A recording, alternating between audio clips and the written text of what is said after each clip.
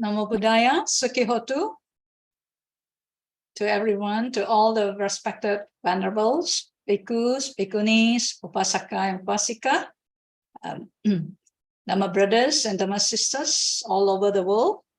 Welcome to our International Bhikkhuni Day 2023. And today we are celebrating the 13th International Bhikkhuni Day for it to start from year 2011. And today we are celebrating the Venerable Maha Pajapati Gotami's renunciation and the formation of Bhikkhuni Sangha. So we welcome everybody, and firstly, most respected Venerable Bhante B. Sri Saranankara Nayaka Mahatera, Bhante P. Sivali Nayaka Mahatera, Venerable Bhikkhu Bodhi Mahatera, and to also our Venerable Senior Bhikkhunis, Venerable Bhikkhuni Santini Mahateri, Venerable Dhammananda Mahateri, Venerable Deepak Mahateri, and also to our Teris, Venerable Bodhicitta Teri, and all Bhikkhunis, and all around the world, the Mahateris, the Teris, and also the Bhikkhunis, Samaneris, Anagarika, and all Dhamma friends, and also to all our Bhikkhu Sangha members who have joined us, and all the supporters, and all the well-wishers of the Bhikkhuni. We welcome all of you to this session. And indeed, it is an auspicious day today that all of us can gather globally and to witness the coming together of all the four assembly, the Bhikkhu Sangha, the Bhikkhuni Sangha, the Upasaka assembly, and the Upasika assembly. And this day is marked for us to commemorate the teaching of the Buddha and our confidence in the Buddha's enlightenment and his noble Sangha, and also the Sangha in training, so that we could bring and protect the Buddha Dhamma, Buddha Sasana for the well-being, for the happiness, and for the benefit of the many.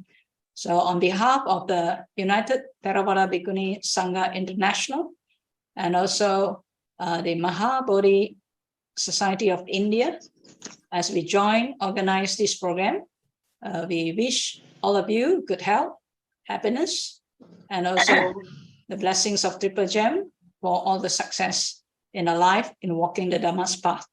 So may we now comfortably attend this meeting, and we also like to see everyone here as we join as a global community. You may now turn on your video cam so that we can see everybody coming together. All right. And also during this particular program, we hope that you turn off your handphones and also feel comfortable there to attend this program with proper attire. And also we have later a forum session, and when the forum session for discussion and Q&A, when you would like to ask question, you can actually send your question to our chat box. And also for this program session, please also bear with us as for our technical team. We are trying our best to also familiarize ourselves with the technical online matter. And so if there's any internet line interruption, please bear with us, be patient, and we will do our best to make this program smooth and successful. So without further ado, we would like now to start the program, and we'd like to invite Venerable Bodhicitta Teri to start this program with a opening salutation. Venerable Bodhicitta Teri, please. Thank you. Welcome all, and with the permission of the Bhante, may I proceed with the Vandana. Let's worship Lord Buddha. Namo tassa bhagavato arahato samma sambuddhassa. Namo tassa bhagavato arahato samma sambuddhassa. Namo tassa bhagavato arahato samma sambuddhassa. Aham arahoti namine arahang papang nakari arahat palang pato arahang namate namo sambuddhanyane samma sambuddha desana Botol air buang tuh kasih dengan punya itu apa tuh? lokasning samma sambuddha namo Vijja charana sampan Pasnsa vijja pakasika Atithan ketumpano Vijja charana te namo Sugato sugatantanam Sugato sundaram Ticha Nibbana Sugatim Yangti Sugato Namate Namo Lokavidutina Vina Atitanagate Vidu Sankara Sattamokase Lokavidu Namate Namo Anuttaro Jnana Silena Yo Lokassa Anuttaro Pujalo Kasning Tang Namasami Anuttaro Sarati Sarati Deva Yo Lokassa Susanti Sarati Pujalo Kasming Tang Namasame Sarati Devayakha Manosanam Loke Agha Palang Adantang Gamayang Tanang Purisa Janyate Namo Bhagavan Bhagavan Yuto Bhangang Kilesavato Bhangang Sansara Puttaro Bhagavanamate Namo Sadhu Sadhu Sadhu. Sadhu, sadhu, sadhu. I am Bodhicitta Terry. As you can see that I am Bodhicitta Terry is representing Sri Lanka and Australia. And now we'd like to invite Ayah Santini Mahateri from Indonesia to give an opening salutation for this International Bhikkhuni Day. And as the record is earlier, we also extend the salutation to all Mahatheras that is joining this program, and also to all others. So maybe now hear the opening address from Bhikkhuni Santini Mahateri. Namo Buddhaya, my dear Dhamma sisters and Dhamma brothers, ladies and gentlemen. Welcome to this wonderful event of International Bhikkhuni Day. Thank you for joining us today, and thank you very much for your participation and loving care all these years. My thanks also go to the honorable speakers who will touch our sense of urgency in practicing the teaching of the Buddha more seriously, and who will strengthen our determination to protect the four pillars, to make sure that the four pillars keep on existing. Now allow me to pay my sincere respect to Bante P. Saranankara Mahatero, Bante P. Siwali Mahatero, and my seniors.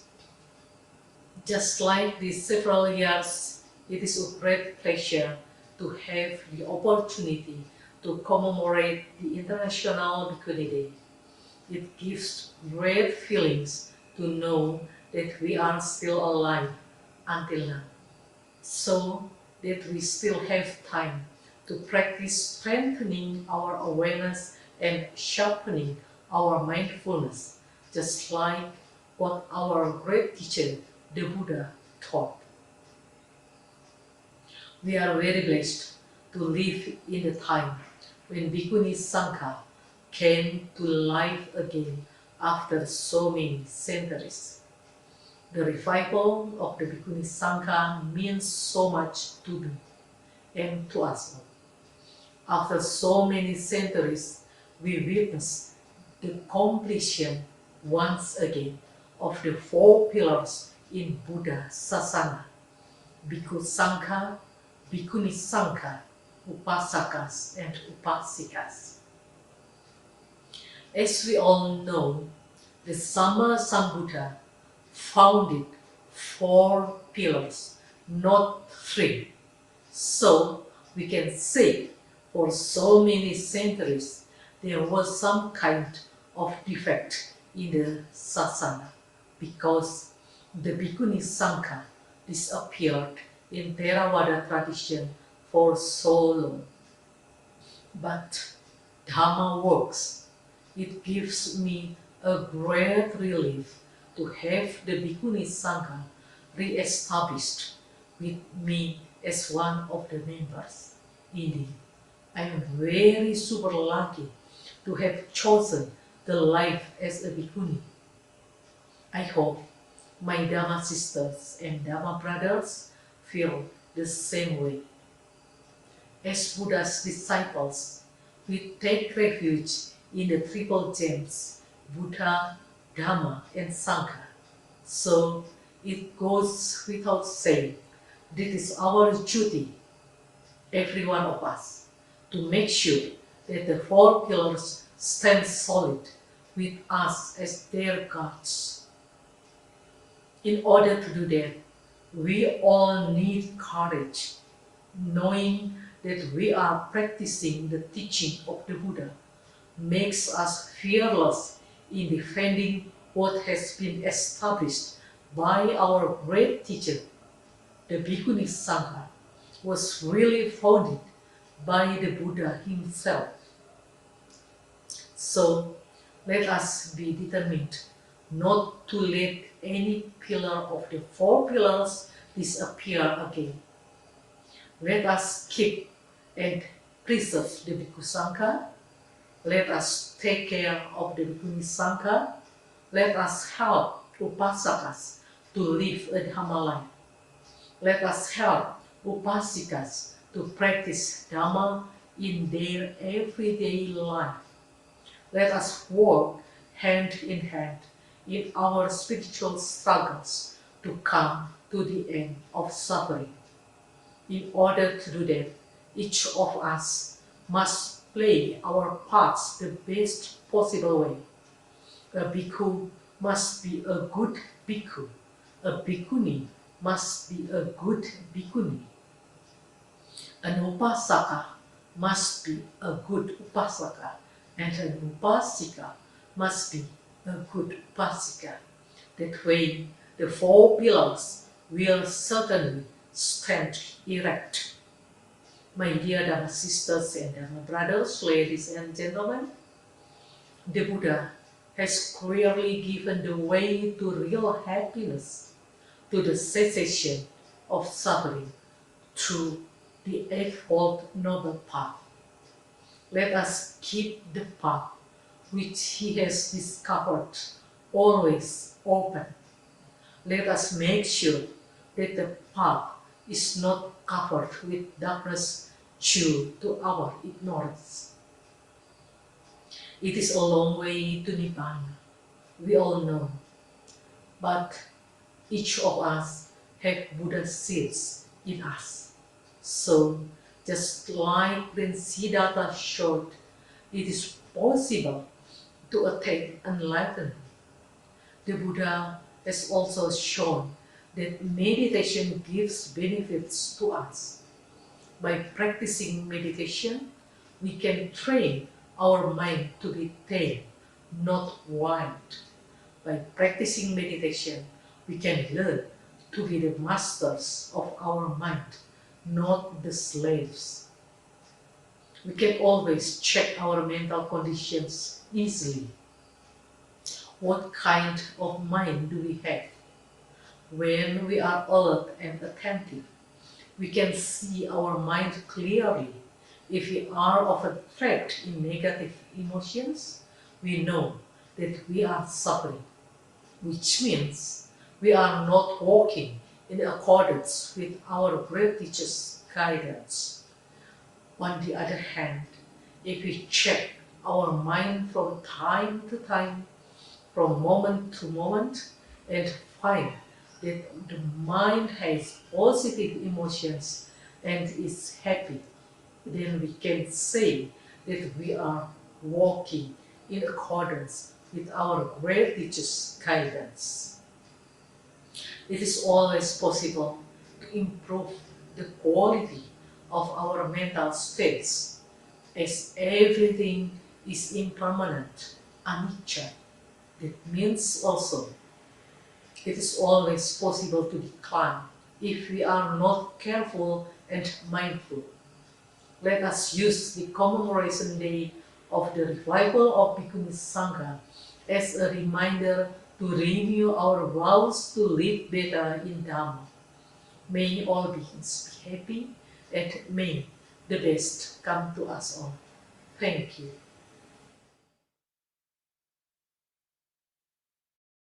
Sadhu, sadhu, sadhu. It's so true that as we hear the opening address from Maha Bhikkhuni Santini from Indonesia. So with this opening message, we also like to make an announcement. For those who are joining us, if you are unable to make it to our Zoom meeting, you can go to our live stream on YouTube channel. Yeah? And United Theravada Bhikkhuni Sangha International. You can log into our live stream, so you'll be able also to follow this program. Thank you. So with the opening address from the Mahatheris, today we are also very fortunate to have Venerable B. Sri Saranankara Nayaka Mahathera from Malaysia. And Bhante has been very instrumental in the ordination of Bhikkhuni. And Bhante has even gone forth at the age of 22 in 1976 at Mawata chapter in Kandy, Sri Lanka. And today Bhante is the Adhikarana Sangha Nayaka of Malaysia, Chief Judicial Imam of Malaysia, and also monastic advisor of Theravada Buddhist Council of Malaysia. Bhante has been also very instrumental to found a charitable organization and to become spiritual advisor to many Buddhist organizations in Malaysia and abroad. Today, with a very busy schedule, Bhante have also kindly come in to also give this opening address, and for his compassion to always be there for the Bhikkhuni, for the ordination, for the support, for the development. And today we would like to hear from Bhante in this very celebration. Bhante, over to you.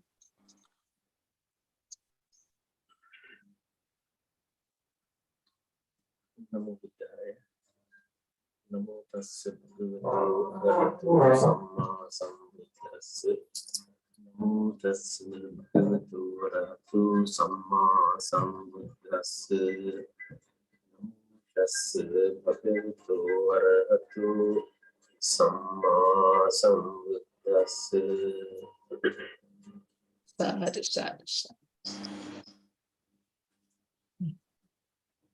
More senior Sangha members, heading by the Bhikkhu Bodhi, and the Bhikkhuni, senior Bhikkhunis, the various part of the places are joining today, and also a number of people are participating this particular International Bhikkhuni Day, organized by the United Bhikkhuni Sangha.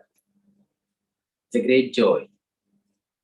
The development of the Bhikkhuni Sasana, Bhikkhuni Sangha, many challenges we are able to overcome. We can see it, the progress day by day. That's a wonderful, great joy I experience it. Being Sangha members, many Sangha willing to come forward and support. That's another great joy. Look at today, it's a life. Bhikkhu Bodhi, so much busy, so much thing to do it. But see the point, how much interest he showed. This particular addressing, he personally participated. It's a wonderful motivation for the Bhikkhunis around the world. You not be alone. Many senior Sangha, one of the great scholar, to being today to address to every one of you, that alone our achievement. That alone we able to get the greatest, the happiness. To remind that, you know, the journey, the Bhikkhuni Sangha, is not that present journey. Time of the Buddha, especially Gautami, Imam Jabati Gautami, how much determination, patience she had to achieve, get the approval from the Buddha. I'm not going to mention the story, journey. You know very well. For so many miles, able to walk to show determination. They able to easily can able to get it on the vehicle during that time to the reach. Refusing that facilities, he makes sure she and other royal ladies walk all the way. That difficult period, you know, today even when we find the difficulty being in the vehicle, go one destination, another destination, or the holy places in India. Look at that particular period. How much difficulties, inconvenient, being ladies to travel very far places. But see the determination, sacrificing, the liberation going through for that, the determination what she had. That alone is the greatest motivation. It's not that easy way. She able to so many times rejected. Finally, she able to prove to the Buddha her determination. She able to prove to the community. Serving head, wearing the yellow cloth, coming all the way, that itself, that difficult physical suffering going through in order to gain the greatest mental well-being. When we commemorating such a day, today is the best day to commemorate. Today is the best day to all the Bhikkhunis, various parts of the places. They are great depth to make a great sacrifice. Such a wonderful person, wonderful Bhikkhuni, she able to contribute to the whole liberation for the ladies. That reminding that particular great sacrifice. Today is a day for us to rejoice. Today is a day for us to great comfort and peace within our own self. Such a journey able to sacrifice my day. My sincere as well as for my humble appeal to each and every Bhikkhunis, we have to be united. As Santini mentioned, the four pillars has to be stronger. I definitely agree. Upasaka, Upasika, Bhikkhu, Bhikkhuni must united. Not only united, but have a right understanding one another. We have to go through the spiritual journey. The spiritual friends is very important. Each and every one of our spiritual practices for the spiritual journey. We are happy. Various part of the places we coming across the good news to Bhikkhuni Sasana, going strength by strength, going for the more and more contributing towards mankind is required.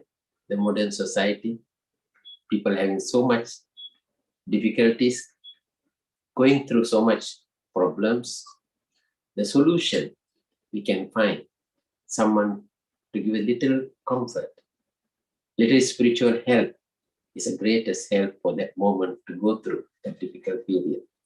You are able to do it that way. You have the nature of mother. We have the nature of compassion. We have the nature of great understanding, patient tolerance, such a capability you are having by birth itself. To improve through the teaching of the Buddha, serve to mankind, that's the greatest wonderful dana you are able to practice. Dana is not that material giving. Dana itself, what you create, numerous wholesome thought within your own mind. That's a wonderful blessing. I might appeal to each and every one of you, we have to be united. We have to give helping hand to one another. Go through this difficult period. If there are any places are required, certain guidance, we have to unite it, we have to get together help. We know the difficulties some certain part of the world. Bhikkhuni Sangha to grow, Bhikkhuni Sangha to have facilities. I might humble appeal to each and every one of you, not only celebration, certain things, same time, identify the difficult period, difficult time, difficult things are going through various parts of the Bhikkhunis. We try to unite it and we try to get together, help them in order to overcome all those difficulties and problems. Then eventually, what we are going to do is, this alone is a greatest celebration. Various parts of the places in the world, Bhikkhuni Sangha taking active role, and beside that, there is some people to help. United Bhikkhuni Sangha, we have to look in very seriously. Various parts of the places we find, they find difficulty to organize certain activities, ordination, by ordination, lack of other material facilities. But whatever ways we are able to help, we get together, we try to give helping hand. That's a great generosity. Our devotees are willing to support this sort of thing. I strongly believe it is not their problem. Certain part of the world, we are able to help them wherever, whichever ways we are able to help. Thank you very much. Highly appreciated each and every one of you present here and participating to support the Bhikkhuni Sangha. More and more activities going on. Thank you very much. Sadhu, sadhu. Sadhu, sadhu, sadhu, Bhante. So Sukha Sangha Samagi. Unity, yeah, is the key to progress. And thank you so much, Bhante, for all the while bringing this unity to the Bhikkhuni. And it is true, happy is the unity of the Sangha, the Bhikkhu Sangha, the Bhikkhuni Sangha, and also all the assembly of Upasaka and Upasika to support this journey, the four pillars together. Again, thank you very much, Bhante, for your very supportive message and also assurance that the Bhikkhuni Sangha will continue to grow for the well-being of the many. Sadhu, Bhante. Now we shall continue to hear a goodwill message from Bhante P. Sivali Nayaka Mahatero from Maha Bodhi Society of India. Indeed, Maha Bodhi Society of India is the one that have also pioneered the first initiative of the Bhikkhuni ordination in India. And this is a very momentous moment where the Bhikkhuni Sangha finally revived.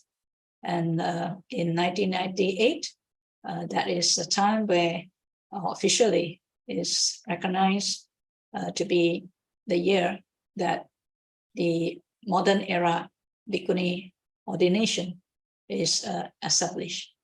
So Bhante has sent his goodwill message and requests the moderator to read out the message for everyone. So may I have the Maha Bodhi Society letter, the message from Bhante P. Sivali Nayaka Mahatero. So Bhante says, Arabhata Nikamata Yunjata Buddha Sasane.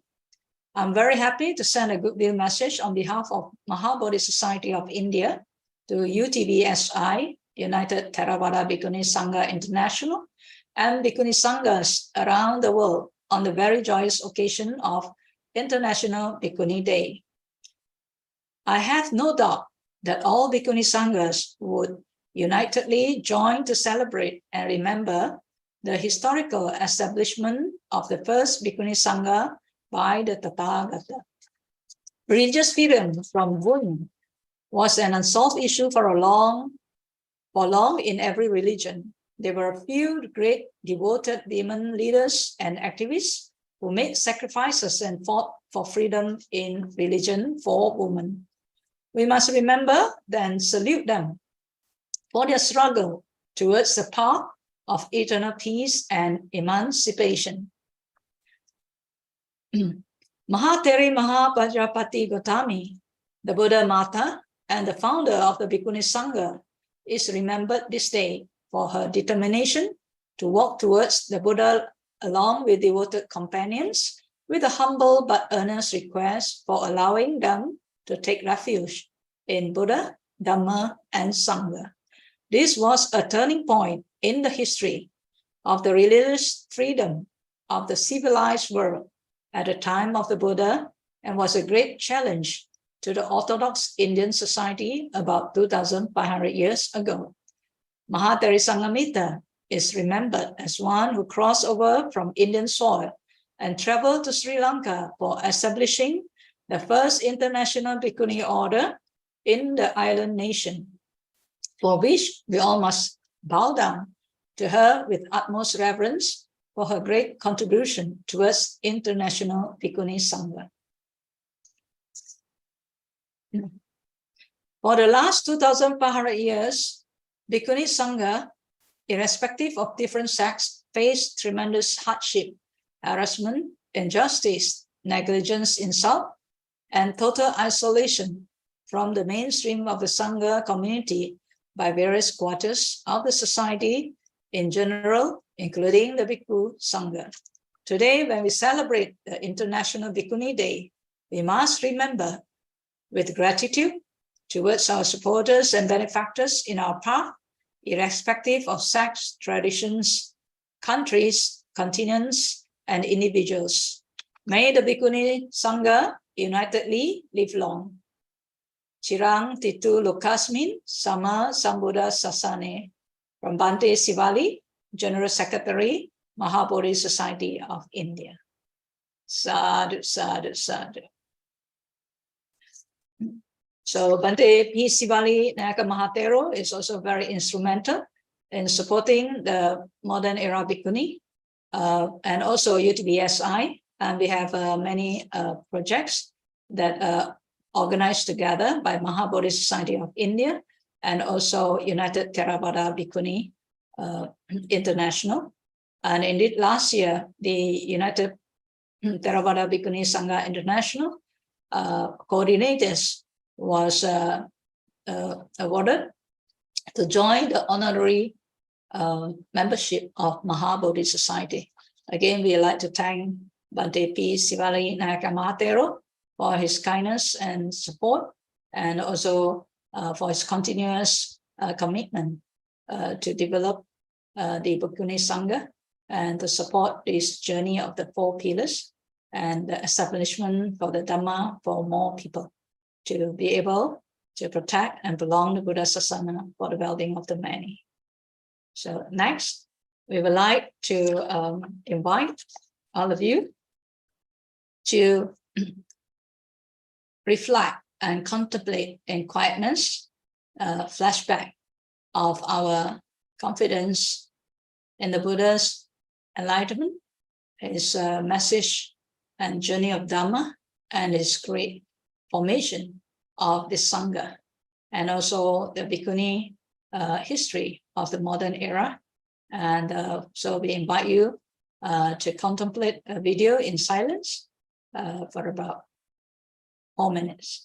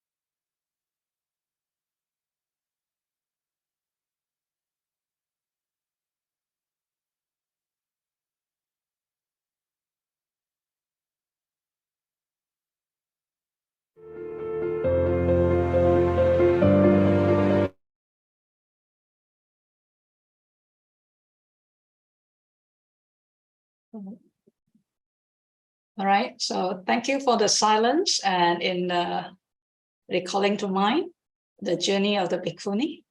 And after this, we will hear from the UTBSI coordinators. And this is truly an international Bhikkhuni Day, where all the Bhikkhunis from all the part of the world are coming together. And we also hear from them some of their journey, some of their struggle, and their determination. So we'll now invite you to watch a video.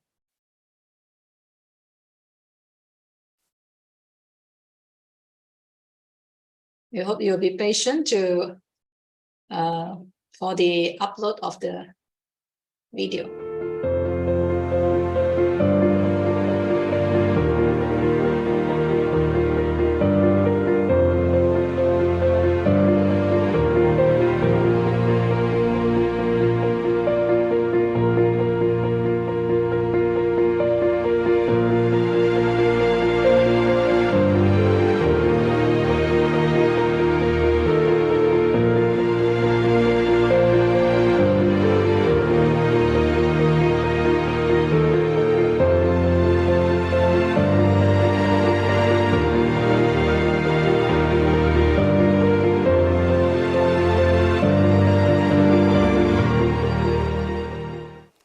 Die Ordination zu bekommen für eine Frau ist es nicht so einfach.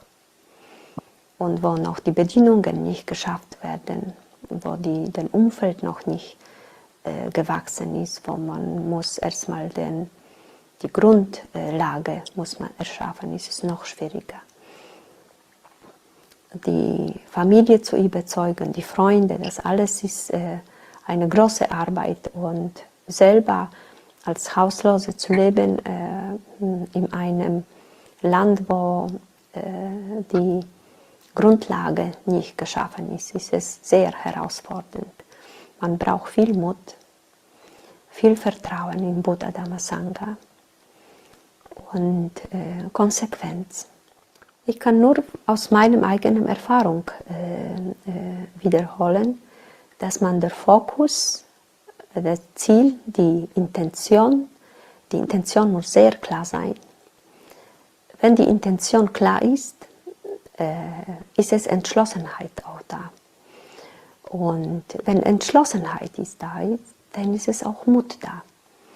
Und so ausgestattet, wenn wir uns mit dem Vertrauen auf Buddha, Dhamma, Sangha auf den Weg begeben, dann werden wir auch die Hindernisse, die kommen, gut überwinden können. It is my privilege to extend my heartfelt well wishes to all Bhikkhunis around the world on this special occasion. Your unwavering commitment to the path of enlightenment is an inspiration to all of us. In a world filled with distraction, your determination to live a life of virtue, wisdom, and compassion serve as a beacon of hope and a reminder of the profound teaching of the Buddha. On this auspicious day, I wish for all Bhikkhunis to be blessed with unwavering strength in their peace and profound insight on your spiritual journey. May your practice continue to flourish and you continue to be the source of wisdom and guidance for all sentient beings. May the Triple Gem protect and guide you as always. Thank you for your dedication and may your noble effort bear the fruits of liberation.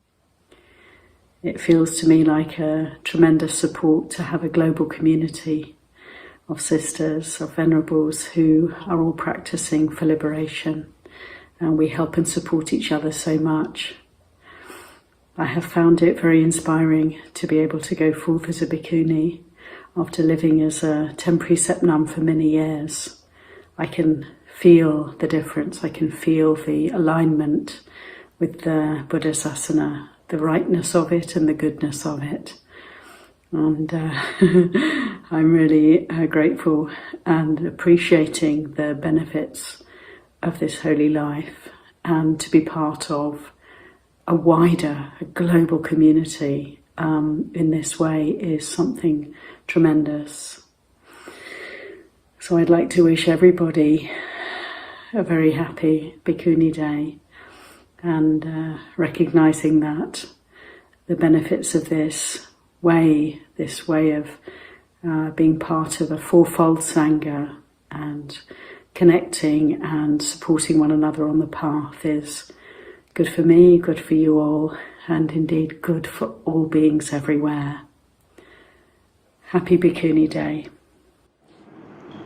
I would like to express my deepest gratitude and appreciation to all the Bhikkhunis for their commitment to the teachings of the Buddha. Your selfless service, wisdom, and compassion have touched the lives of many individuals, inspiring us to walk the path of enlightenment. On this special day, I send my warmest wishes and blessings to all the Bhikkhunis. May your spiritual journey be filled with boundless joy, inner peace, and profound insight. May this International Bhikkhuni Day be a source of inspiration and encouragement for you as you continue to illuminate the path of wisdom and compassion for all beings. May you be blessed by the Triple Gem. May you be blessed with peace and happiness. Happy Bhikkhuni Day.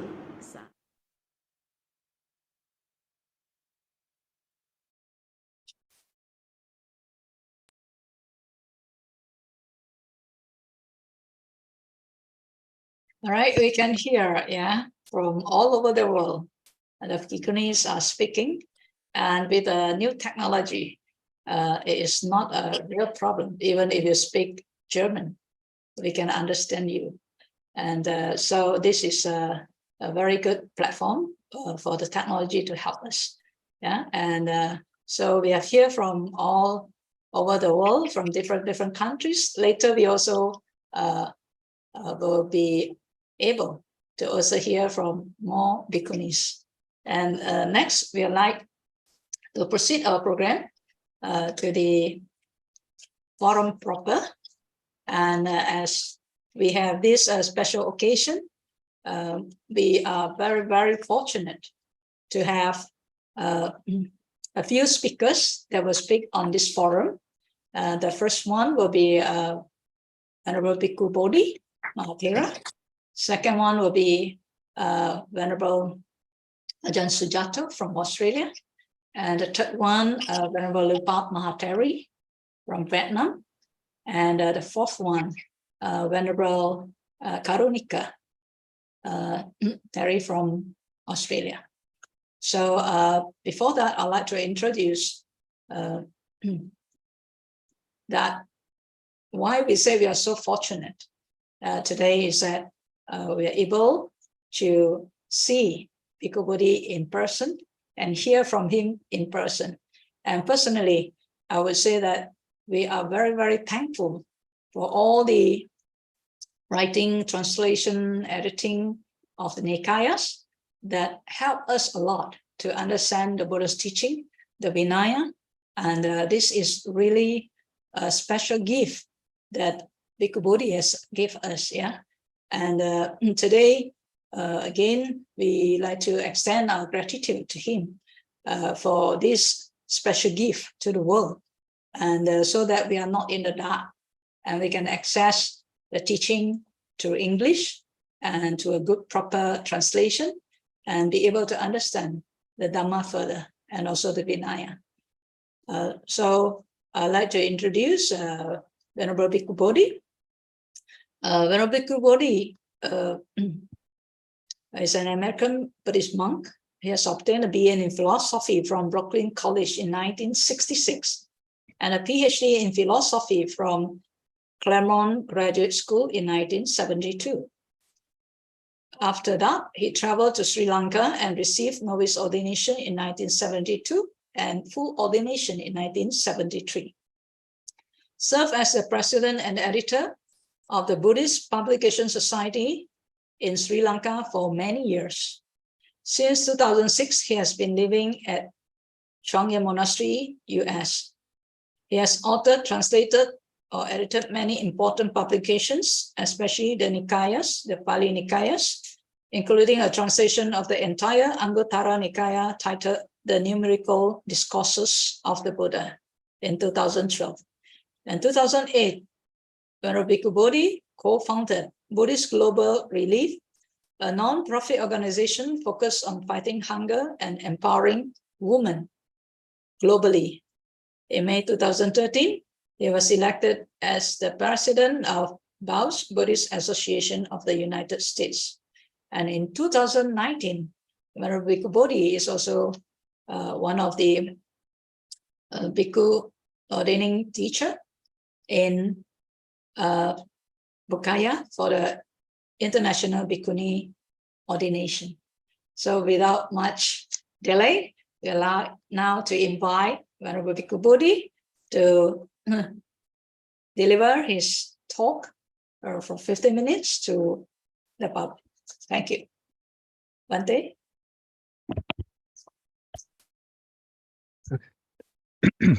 Namo Buddhaya. Namo Buddhaya.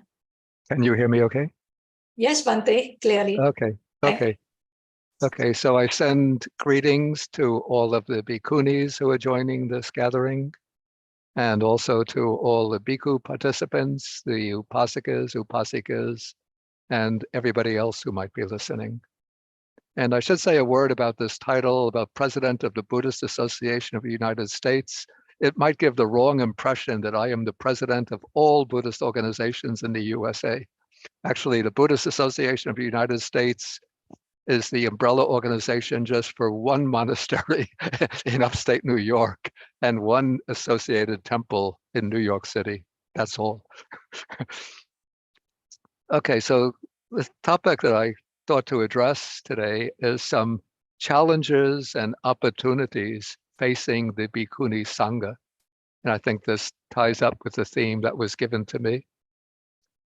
Okay, so the first challenge is that the Bhikkhuni Sangha is a relatively new development in the contemporary Buddhist world.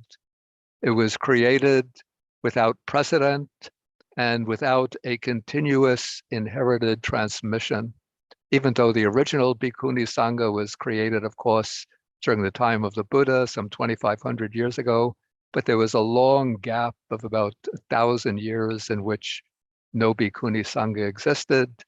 And say in the early 1990s, mid-1990s, all of us had the conviction the Bhikkhuni Sangha is extinct, can't be revived until Maitreya Buddha appears in the world at some indefinite time in the future. But then it was through the initiative and determination of one Sri Lankan woman she became ordained as Bhikkhuni Kusuma.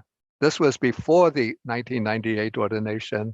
I think it was 1996 in Sanath in India, that she brought a few other Sri Lankan women who were 10 precept nuns, and they started the Bhikkhuni Sangha. Okay, now some critics, including learned monks, have argued against the revival of the Bhikkhuni Sangha. They've said that this is one of the challenges.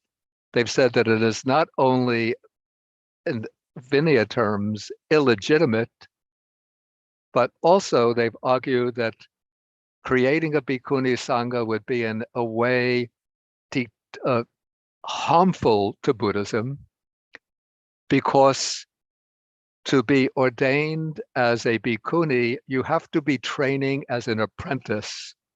And so you need some teachers, some guides to help you to fulfill your responsibilities as a Bhikkhuni. And without an existing Bhikkhuni Sangha to serve as teachers and guides, it would be impossible for women ordained as Bhikkhunis to receive the proper training. That's an argument that's been presented, but I think that argument has already been addressed by the fact that in multiple ways, women who have been ordained as Bhikkhunis have found pathways to receive the kind of training that they need. Some of them had already been 10 precept nuns, for example, in Sri Lanka, and already had a good grounding in the monastic way of life. Others went to the books, learning the Vinaya and the training from the canonical texts, and others received the training they needed from the bhikkhus, the compassionate bhikkhus who guided them. And so to address that challenge, I would just point out today that we have a number of excellent, outstanding women who have become bhikkhunis and are now serving as preceptors, teachers, guides, and models for others. And so the system of training has been revived and is now being carried out in a very healthy way. Okay, the second challenge is that, and this is a very serious one, in many cases, the bhikkhunis do not receive support from the bhikkhu Sangha. And this is particularly the case in some of the traditional Theravadan countries. I might mention Thailand and Myanmar. In Sri Lanka, of course, there are many women have been ordained as bhikkhunis. There are many monasteries for bhikkhunis, and many of the younger generation, middle generation of Sri Lankan monks support the bhikkhunis. But the problem is that the Mahanayaka Theros, the prelates, many of the senior monks don't recognize the validity of bhikkhuni ordination. And we can understand the reason for this. It's not sheer misogyny, but they believe that the legitimate bhikkhuni ordination requires transmission from a continuous line of Theravada bhikkhunis. In response to that, myself, Venerable Analayo, Venerable Sujato, a number of other monks have presented counter-arguments arguing that there were ways to revive the Bhikkhuni Sangha that have already been revived, that have already been applied. And so what is the solution to this particular problem? I think here the solution has to be patience and determination. I think as long as women who are ordained as bhikkhunis continue to train properly, to learn the Dhamma well, and live upright, impressive, religious lives, in time, attitudes are going to change, especially as a younger generation of monks comes into positions of leadership in the Sangha. I think that is going to facilitate a change in attitude and a corresponding change in policy. So my advice in addressing this particular problem is not to try to argue back with the elder monks, not to fight with them, but just to train patiently, following the principles of the Dhamma, in trusting that there's a kind of invisible law which will eventually bring about the changes that are necessary in the dominant attitudes amongst the monks and the lay people who follow those monks.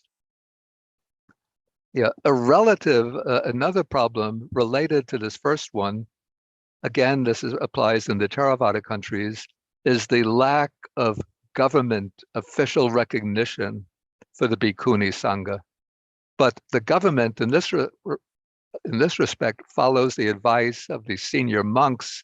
So I think once the attitude of the senior monks changes over time, government policy is going to change, and the bhikkhunis will be recognized as a valid branch of the monastic order.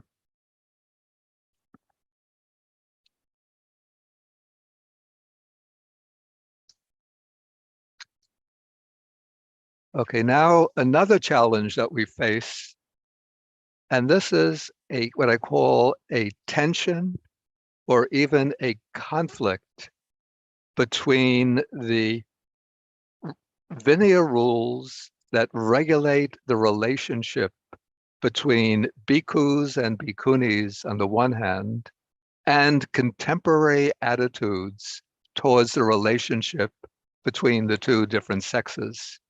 I think we have to be frank and honest in saying that the Vinaya rules subordinate the Bhikkhuni Sangha to the Bhikkhu Sangha, make the Bhikkhunis dependent and subordinate to the Bhikkhus. And so it creates a relationship of dependency of the Bhikkhunis upon the Bhikkhus, whereas the contemporary attitude advocates gender equality, that women should be independent, autonomous, full of personal agency. Okay, here I think we have to steer what I would call a middle way.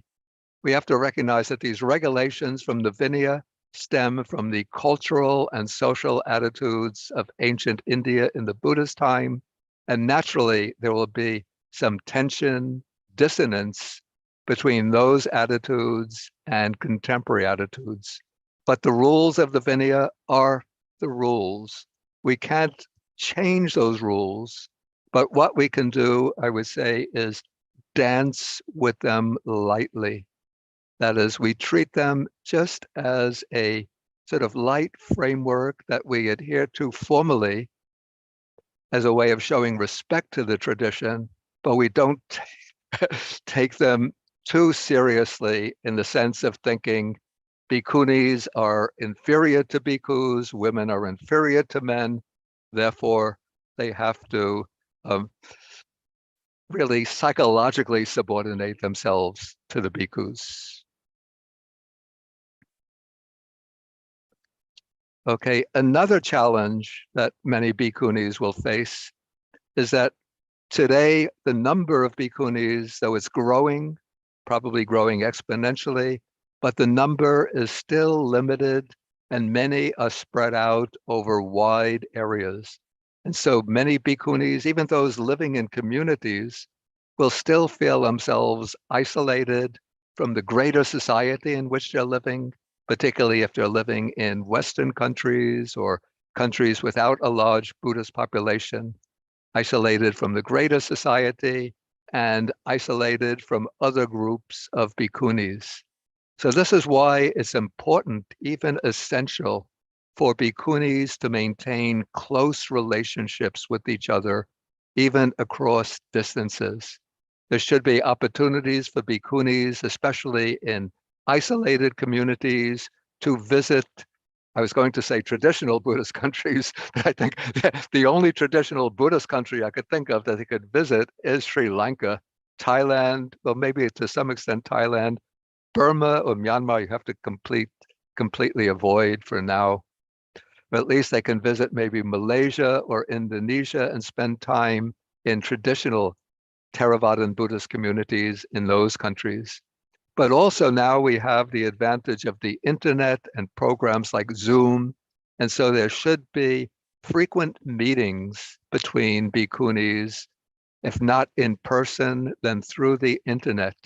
And that's where I think this organization, the United Theravada Bhikkhuni Sangha International, plays an extremely essential role.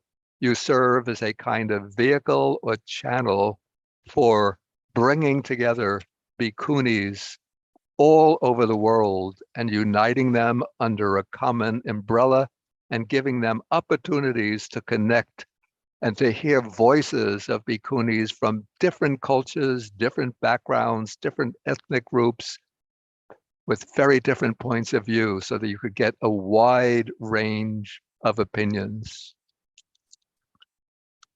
And I just have one final point to make, and that is to address the question of how the bhikkhunis can flourish under contemporary conditions. And here I think we find the guidance given to us in two sutta passages. Okay, one of them is a very familiar passage. It's from the Maha Parinibbana Sutta. Shortly before the Buddha is going to pass away, he tells Mara that he will not attain final nirvana until I have bhikkhu disciples and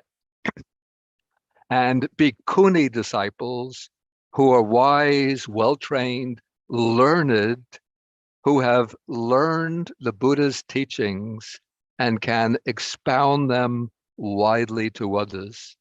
So that is the key to the flourishing of the Bhikkhuni order is education, learning well the Dhamma, learning well the Vinaya, but not only learning Buddhist subjects, religious subjects, but I think it's important today, especially for the younger bhikkhunis, to also get an excellent education in secular domains of learning, to learn psychology, philosophy, particularly ethics, to learn about how societies run, to learn maybe even anthropology, to learn management, business management and administration, to know how to run organizations. And so in this way, with learned bhikkhunis, they will be able to address an educated lay community and make the principles of the Dhamma intelligible to lay people in contemporary terms, not only repeating the old familiar teachings of the past, but showing how the Dhamma can be formulated and used to deal with the deep personal and psychological problems that people are facing today, and also with the greater social and global international problems that humanity is facing as a whole. Okay, so I hope these words have been in some extent helpful to you, and I send all blessings for the flourishing of the Bhikkhuni Sangha and for the success of this online gathering. Sadhu, sadhu, sadhu, Bhante. Indeed, it's very inspiring and very rich point that Venerable Bhikkhu Bodhi has pointed out to us, which is a very practical approach to the flourishing of the Bhikkhuni Sasana. Again, we'd like to thank Venerable Bhikkhu Bodhi for this very enriching talk, and also the path of practice for the Bhikkhuni of this modern era. And later we will have a more inspirational discussion and Q&A at the end of the presentation. And now we will also like to share with you, as mentioned, each country will have their approach to the Bhikkhuni order and their development. And we also like to invite you to hear from Thailand, from Bhikkhuni Dhammananda, on the development of Bhikkhuni in the country, in her country. Can we have the video, please?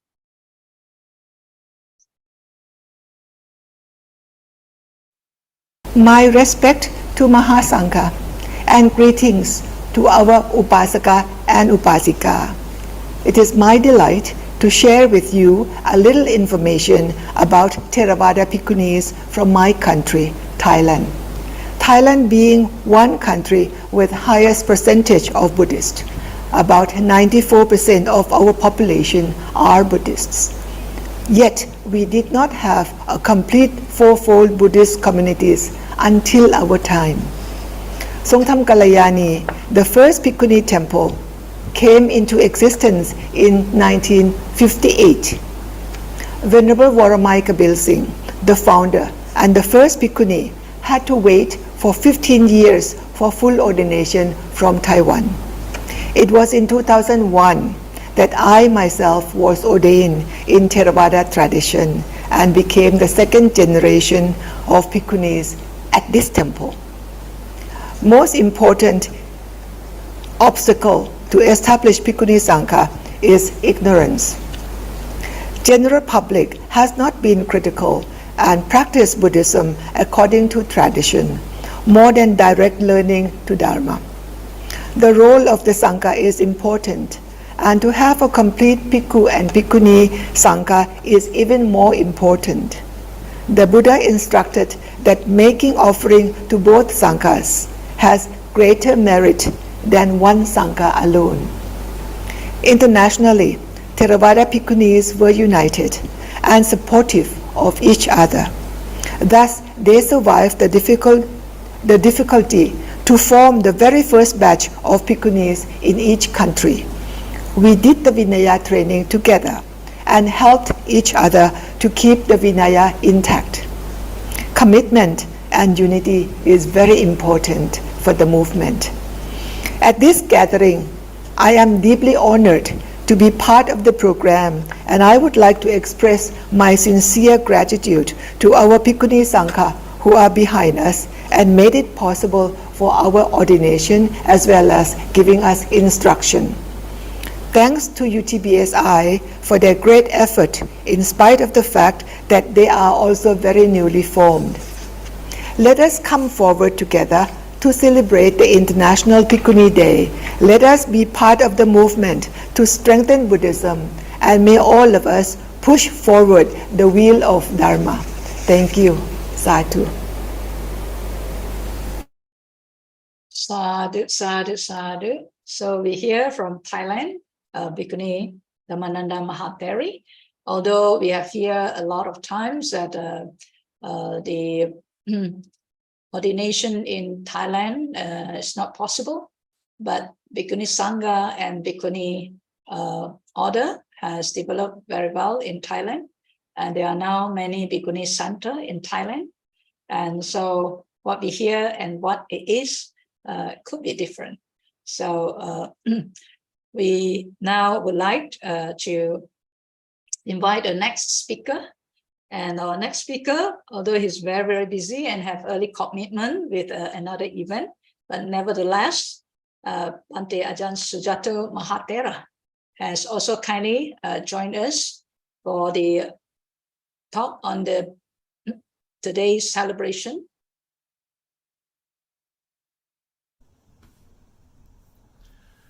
Hi, I'm Bhante Sujato. Good day, everybody from Australia. I'm here to give a special greeting and acknowledgement for the International Day of Bhikkhunis. And speaking as a Buddhist coming to you from a new Buddhist country, from Australia, one of the things that is most joyful and most appreciated by me in terms of what Buddhism offers is it offers a path and a religion where we don't have to make apologies and we don't have to compromise what we know is to be right. The Buddha did not simply accept the things that were passed down in his culture. He did not simply say, we're going to do what everybody else does. He did not say, oh yes, I'm not going to make any changes because I'm afraid of doing what is right. That's not how the Buddha worked. The Buddha worked by mindfulness, by wisdom, by compassion, and by having the courage to always do what is right. And so when he had the opportunity to set up a Bhikkhuni order in accordance with his wish after his enlightenment, he said that he would never pass away until the Bhikkhuni order was well established, widespread and prosperous, and the Bhikkhunis were educated, trained and capable of helping to serve the sasana. And so this is the teacher under whom I have gone forth, and the teacher under whom all bhikkhus and bhikkhunis in the world have gone forth. And so we take our guidance not from any particular monastery or particular organization or particular lineage, all of which have arisen in the years following, but we take our guidance from the Buddha himself. And the Buddha set up the Sangha in a very subtle and very meaningful way. The Sangha is set up in a way that does not allow any one individual to take control and to order any other individuals what to do. In particular, it doesn't allow any monk, like a senior monk like myself, to tell anybody else what to do. I can't be in a monastery and order people around. It's against the Vinaya to do that, nor can any bhikkhunis, nor can any bhikkhu give orders regarding another bhikkhu monastery or another bhikkhuni monastery. These things are against the letter and the spirit of the Vinaya. The Vinaya works by cooperation and harmony, by listening to each other, by having compassion. And in doing this, we are guided by the letter of the Vinaya, and we are guided by the letter of the Dhamma, but we are equally guided by the spirit of the Dhamma and the spirit of the Vinaya. And it's one of the insights that I always remember from listening to Bhikkhu Bodhi talk about Bhikkhuni ordination, that he said that the purpose of setting up the Vinaya was to support people who wanted to find liberation, to support those who wanted to go forth, to leave everything behind, to make that momentous decision, to give their life to following the Dhamma and practicing the Dhamma. That's what the Vinaya is for. That's why the Buddha set up the Sangha. He did not set up the Sangha in order to prevent people from going forth. He did not do it in order to stop people from practicing the holy life. And if your beliefs have turned you into somebody that is using the Vinaya to stop people from going forth, to stop people from living the holy life, from stop people from practicing the Dhamma in freedom and peace and joy and harmony, then you have to ask yourselves some fairly fundamental questions, such as, who is my master? Because I'm telling you, it's not the Buddha. Somebody else is calling the shots, and it isn't the Buddha, because that's not how the Buddha worked. The Buddha taught the Dhamma in order to support us to find freedom. He set up the Sangha in order that we can help each other along that path. That's what Sangha means. That's why we have the rules of the Vinaya. That's why we have the procedures of the Vinaya. And this is why the Buddha set up the fourfold assembly. The Buddha wanted to make sure that women had the same opportunities that men do to go forth and to seek freedom. He knew that women have the same spiritual capacity as men, the same intellectual capacity as men, the same emotional capacity as men. He knew that spiritual, personal, psychological, emotional, cognitive, intellectual growth was not something that was determined by gender, despite what so many people have said through the years. He disagreed with them.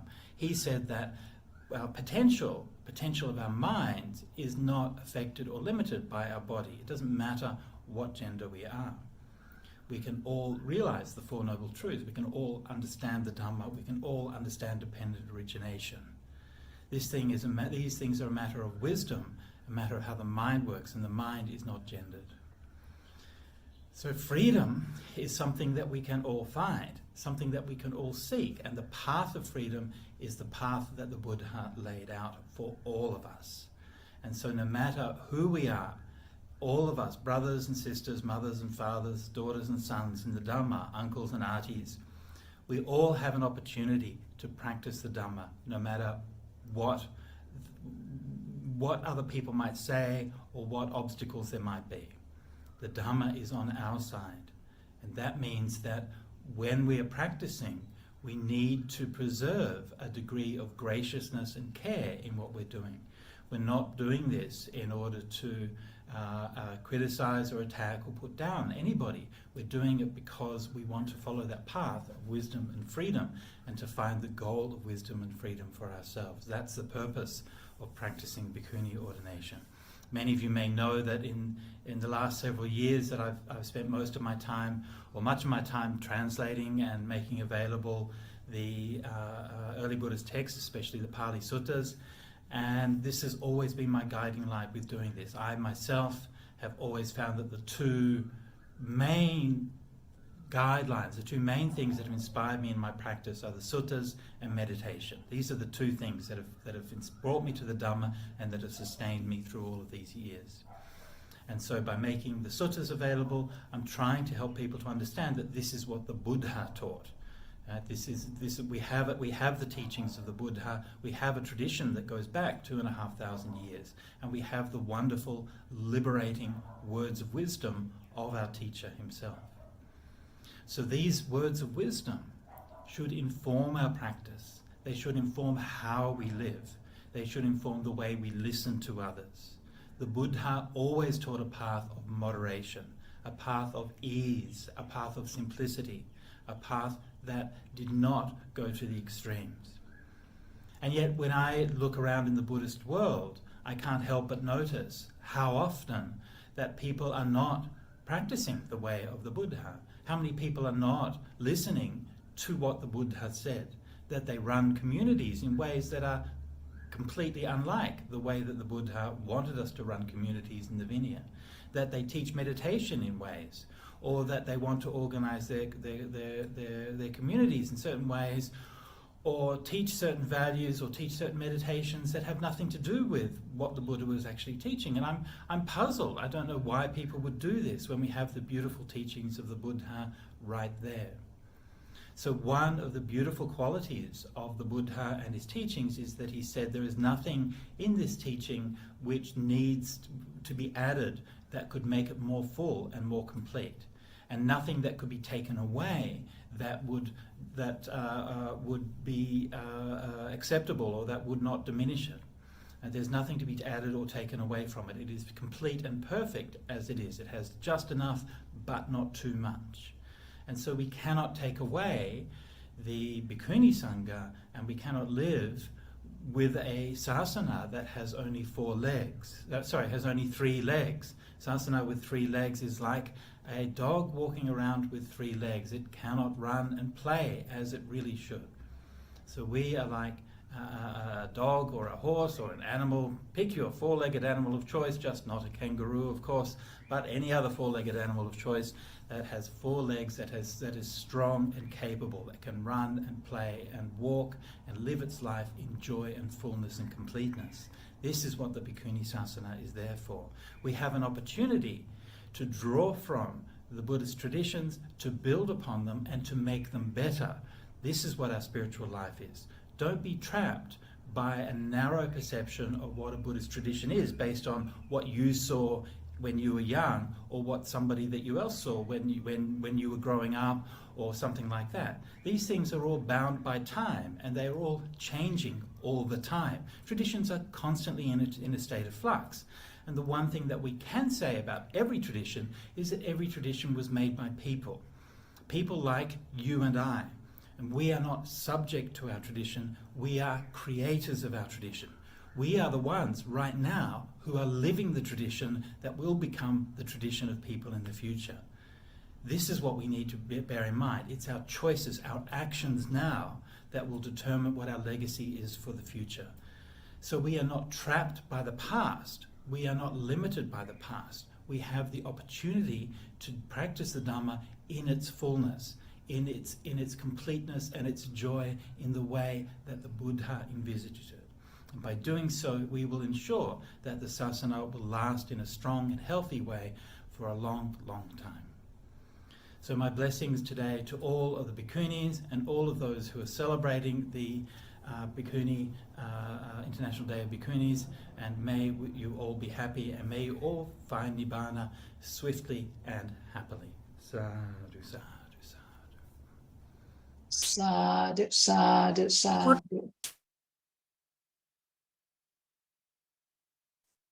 Indeed, we is also very fortunate to hear from Ajahn Sujato Mahathera in his very busy schedule. And Ajahn Sujato is actually an Australian Theravada Buddhist monk. He was ordained in 1994 in the Thai forest lineage of Ajahn Chah and spent a few years in Thailand. Returned to Australia at Bodhiana Monastery in Western Australia. In 2003, Bhante Sujato founded Santi Forest Monastery and served as the abbot from 2003 to 2012. In 2012, Santi Monastery became a Bhikkhuni Buddhist nuns monastery, according to Bhante Sujato's wishes. He is a strong advocate for the revival of Bhikkhuni ordination in the Theravada tradition. And he's also a very important person. He co-founded Sutta Central in 2005, an online library of early Buddhist texts. So for those who wish to have a more reliable source of reference, this is also a very important channel that you can base on. So Sutta Central includes translation from the Pali, Chinese, and Tibetan languages. So we thank Bhante Sujato for his kind contribution to this International Bhikkhuni Day celebration by also giving us highlights about practicing the Dhamma Vinaya in accordance to the Dhamma Vinaya. So next, we would like to also, again, as it is a Bhikkhuni Day, and we would like to hear from Bhikkhunis from other parts of the world.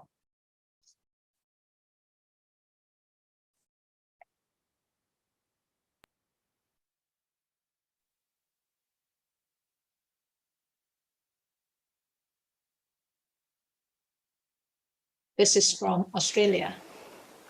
In diesem besonderen Tag wünsche ich allen Bhikkhunis, allen Kalyamita-Freunden,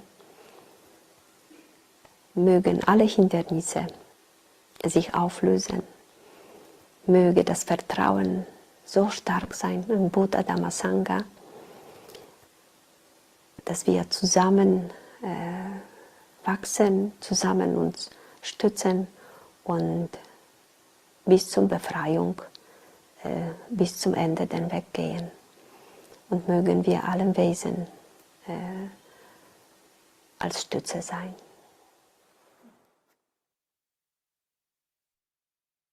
It would not be possible to practice as a bhikkhuni without kalyanamitas of different kinds. There have been a number of bhikkhus and bhikkhunis as well as lay supporters who encouraged me and helped me to overcome a great number of hurdles and hardships. What kept me going was the strong conviction that there isn't any other way as effective and radical leading out of dukkha than bhavana, mental cultivation in connection with wholesome action. And the goal of a completely pure heart, open to the world with all beings included, is the only really worthwhile aspiration. I am lucky enough to have both training, meditation in Burma, and higher education and higher ordination in Sri Lanka. So in this short video, I wish the international Bhikkhuni world healthy, happy, and helpful to oneself and helpful to others. So may you all be well, happy, and free. On this special occasion, International Bhikkhuni Day, I would like to wish all Bhikkhunis all over the world peace, contentment, and happiness. Be free from all suffering and success in establishing Bhikkhuni Sangha to spread Dhamma as the Buddha intended. May the Triple Gem bless all of us. So I'm just sending this brief message of mudita. And mudita, there is so much, because not only here in Germany, the Bhikkhuni Sangha is growing, in Europe, the Bhikkhuni Sangha is growing, but also in Asia. And this is very auspicious for me.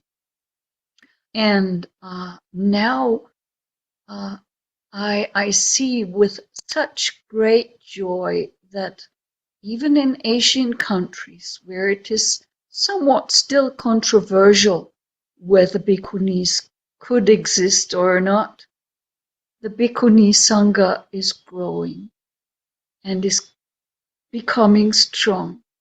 And there are monks who are working together with the bhikkhunis and who are teaching the bhikkhunis well, giving the weekly ovadas and supporting them. Just make my wish for us, for all of us, and for the entire Buddha Sasana.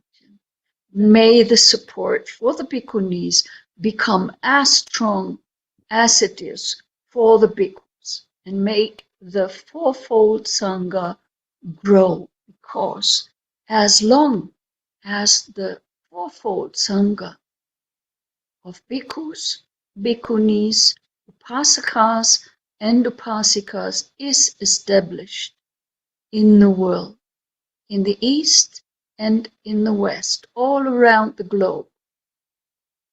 This long, the Buddha's teaching remains complete in this world.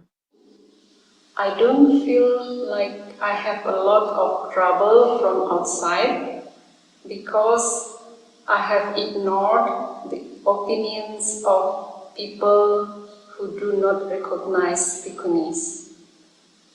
The most fruitful time in my renounced life is when I can use my time properly to train my mind through meditation. And as a bhikkhuni, I have enough time to meditate, striving against all obstacles, both from within and from outside, and striving against the flow of worldly life. By training ourselves diligently and providing guidance and facilities for people who want to practice. I'm really committed to continue this this life of devotion to the path. So I wish all bhikkhunis, all bhikkhus, an auspicious Bhikkhuni day, and really may the Sangha grow and go the way to Nibbana in harmony and peace together. So I would like to really pay my respects and say a very, very big heartfelt thank you for everyone who makes this possible, and for all members of the Sangha everywhere, from the past, in the present and in the future. And I would also like to wish you all a very happy day, celebrating this wonderful occasion. And I bow to everyone who practices the Dhamma truthfully. May the Bhikkhunis East and West grow into a strong Bhikkhuni Sangha, work for the benefit of many, and may we all realize the goal of the holy life, Nibbana.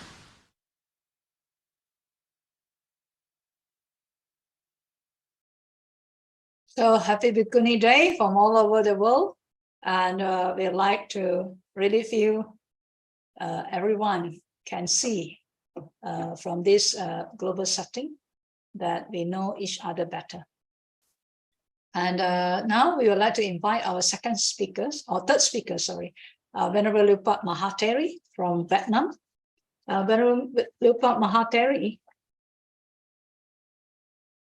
is a Vietnamese Buddhist Bhikkhuni. She entered monastic life in 1991 in the Mahayana Buddhism, and later reordained as a Bhikkhuni in Sri Lanka to Theravada tradition in 2002. She obtained a PhD doctorate degree in Buddhist studies in India, fully bilingual in English and Vietnamese, a good translator for international events. She has a high level of knowledge in Pali, and she also co-organized the first Bhikkhuni ordination in Vesali in 2012. She is also now served as a Bhikkhuni Acharini for Bhikkhuni ordinations, and also in 2012 she in Thailand, and later also in Indonesia in 2015, and 2016 in Sri Lanka, 2019, 2022 in Bodhi. She has been active in the founding and development of the ASEAN Bhikkhuni Association, and in 2006 she was appointed a Bhikkhuni preceptor in Sri Lanka. And since then, she has been serving as the Bhikkhuni preceptor in international Bhikkhu ordination. So without further delay, I'd like to invite Venerable Bhikkhuni Dr. Lupa Vidita Dhamma Mahatheri to deliver her talk for 15 minutes. Please unmute, Venerable. Thank you very much, Venerable Sumangala, for your introduction and for your beautiful organization of this celebration. Until now, from the beginning till this minute, we are so happy to hear from Venerable Bhikkhu Saranankara, from Venerable Sivali, from Venerable Bhikkhu Bodhi, from Venerable Suchato, Venerable Santini, Venerable Dhammananda, Venerable Suchinta, and many, many other bhikkhus and bhikkhunis around the world. We feel very warm as we are one in one family. We are all sons and daughters of the Buddha. It is a very, very good feeling today. And And I'm so honored to be one of the speakers for this conference, for this International Bhikkhuni Day with the team Bhikkhuni Sangha, Beacon of Growth and Harmony. And as one of the most senior Bhikkhunis from Vietnam in the Theravada tradition, I would like to say about the advantage, the difficulties, and the solution for our newly formed Bhikkhuni Sangha in Vietnam. As you know, Vietnam has mixed background. We had three sects, Mahayana, Theravada, and Mendicant, working together under one national Sangha. And as Mahayana has a long tradition from the 2nd century till now, so the number of the Mahayana Bhikkhunis in Vietnam is, I guess, about more than 10,000. And even Mendicant sect is developed later, at the same time with Theravada, about 1930s. But the number of Mendicant Bhikkhunis is also growing very fast. And the number now is, I guess also nearly 10,000. So the total numbers of Bhikkhunis in Mahayana and Mendicant sect is now approximately 20,000. Whereas the number of the Theravada nuns, both Bhikkhunis and 8th precept, is about 500, in which Bhikkhunis and Samaneris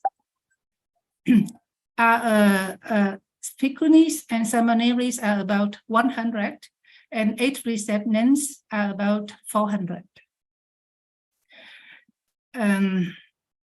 I myself was a white robe 8th precept nun since 1993 till 2002,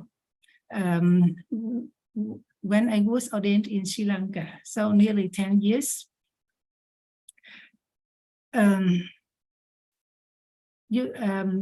In 1998, I had the opportunity to go to India from my higher studies.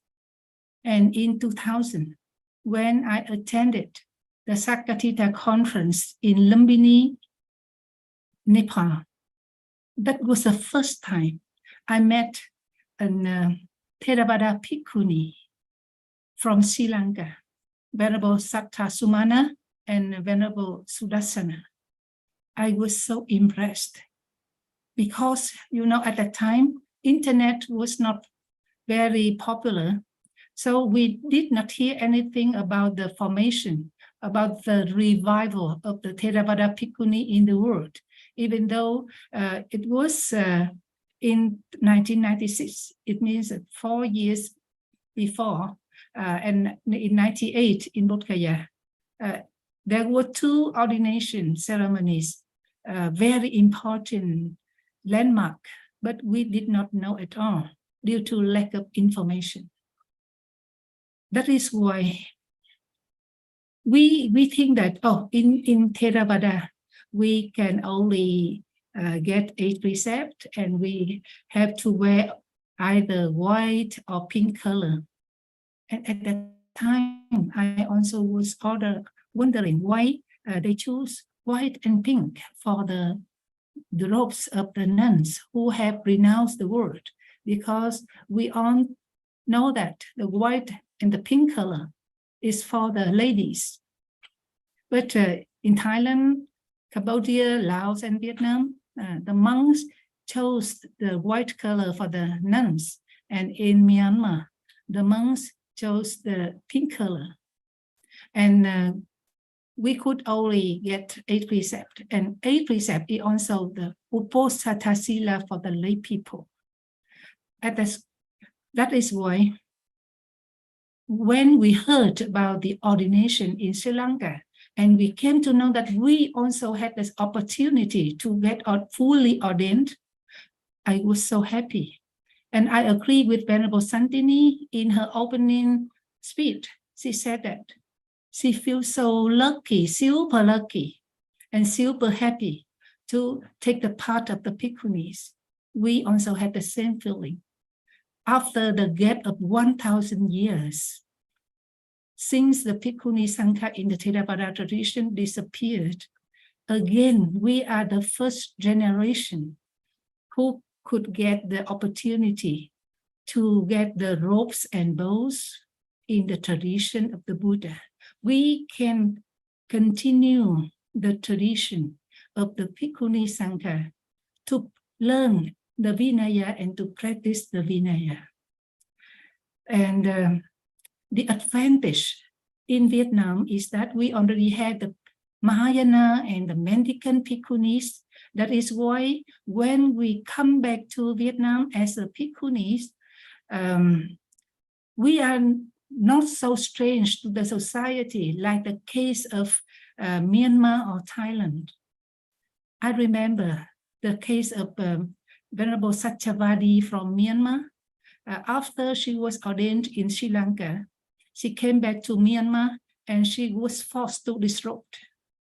And after that, she was imprisoned due to her disobedience to the Sangha.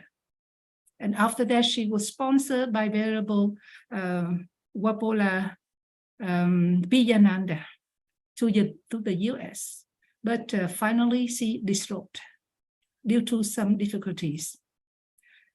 In Vietnam, even though we are not fully recognized by the Sangha, but somehow we can harmonize in the national Bhikkhuni Sangha of the three sets, Mahayana, Mendicant, and the Theravada. And I want to tell you the story of how I became a member of the National Bhikkhuni Sangha, of the committee. You know, the committee, there are more than 20,000 nuns in the whole country, but there are only 90 members of the National Committee. And at the time, in 2012, the senior Bhikkhunis called me when I was still in India. One senior Bhikkhunis in Mahayana tradition, and she is the general secretary of the Bhikkhuni Sangha. She called me and invited me to become a member of the National Bhikkhuni Sangha. I was so happy to receive her invitation. But after that, she called me again and she said that, I'm so sorry. Some senior Theravada monks did not agree to let you to become a member of the Bhikkhuni Sangha. And you cannot represent the Theravada nuns because you are not traditional nun, Silavati or Tu like Meshi in Thailand. It means that they only recognize the 8 precept nuns as traditional nuns in the Theravada tradition. And because I went to Sri Lanka to get Bhikkhuni ordination, I became not traditional, and I could not represent the Theravada nuns. And because most of the Theravada nuns are old and less educated, and they do not like to have the outside activities outside from the temple. So no one took the job of becoming a member in the National Sangha. So that seat is vacant for the whole 5 years session. So in the next session, they raise again the question to invite me to become the member of the Bhikkhuni Sangha, National Sangha. And this time they requested the monks because everything we had to ask permission from the monks.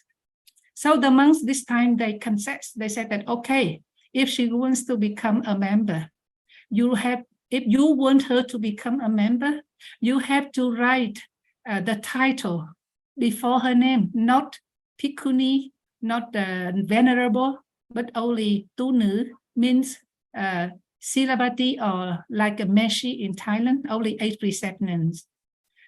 So the secretary again called me and asked me whether I would like to accept their idea. I told them that it's okay. At least they agree to let me to work with the Sangha. And then the title is just a title. Just put any title they like. So they put before my name is Tu Nữ Silavati Liêu Phật. So because of this, in the meeting of the National Bhikkhuni Sangha, many senior Bhikkhunis raised the opinion that they should write an appeal letter to the National Executive Committee of the Sangha to officially recognize the Bhikkhunis in the Theravada tradition if we have the opportunity to get fully ordained. So, but they asked me that in order to let them have the condition to write that appealing letter, I, on behalf of the Theravada nuns, should write an appealing letter first to request the Sangha, National Sangha, to recognize the Bhikkhuni in Theravada tradition.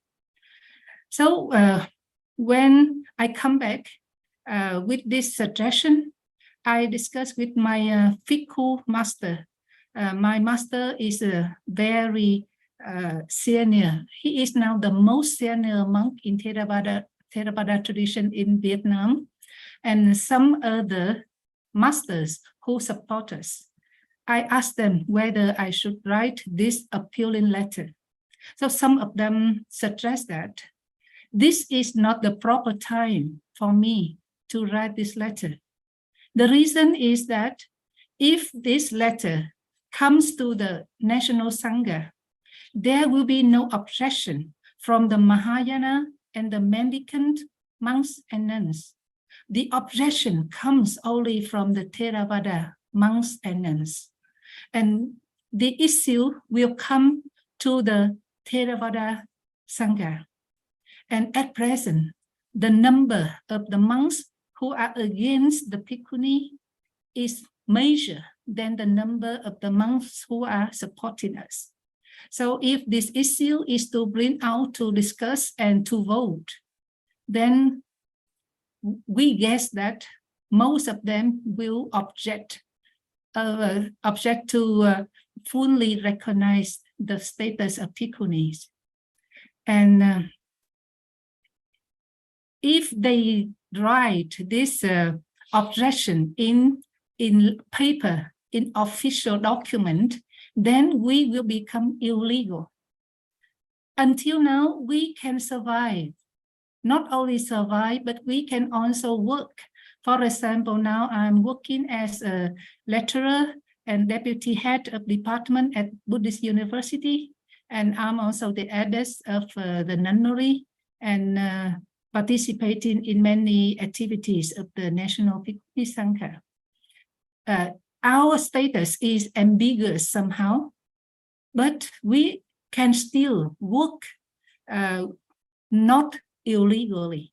But if they send an official document to the National Sangha to be against the Bhikkhunis, then we will be in a more difficult situation. That is why until now, I haven't written any appealing letter. And we need time to be mature.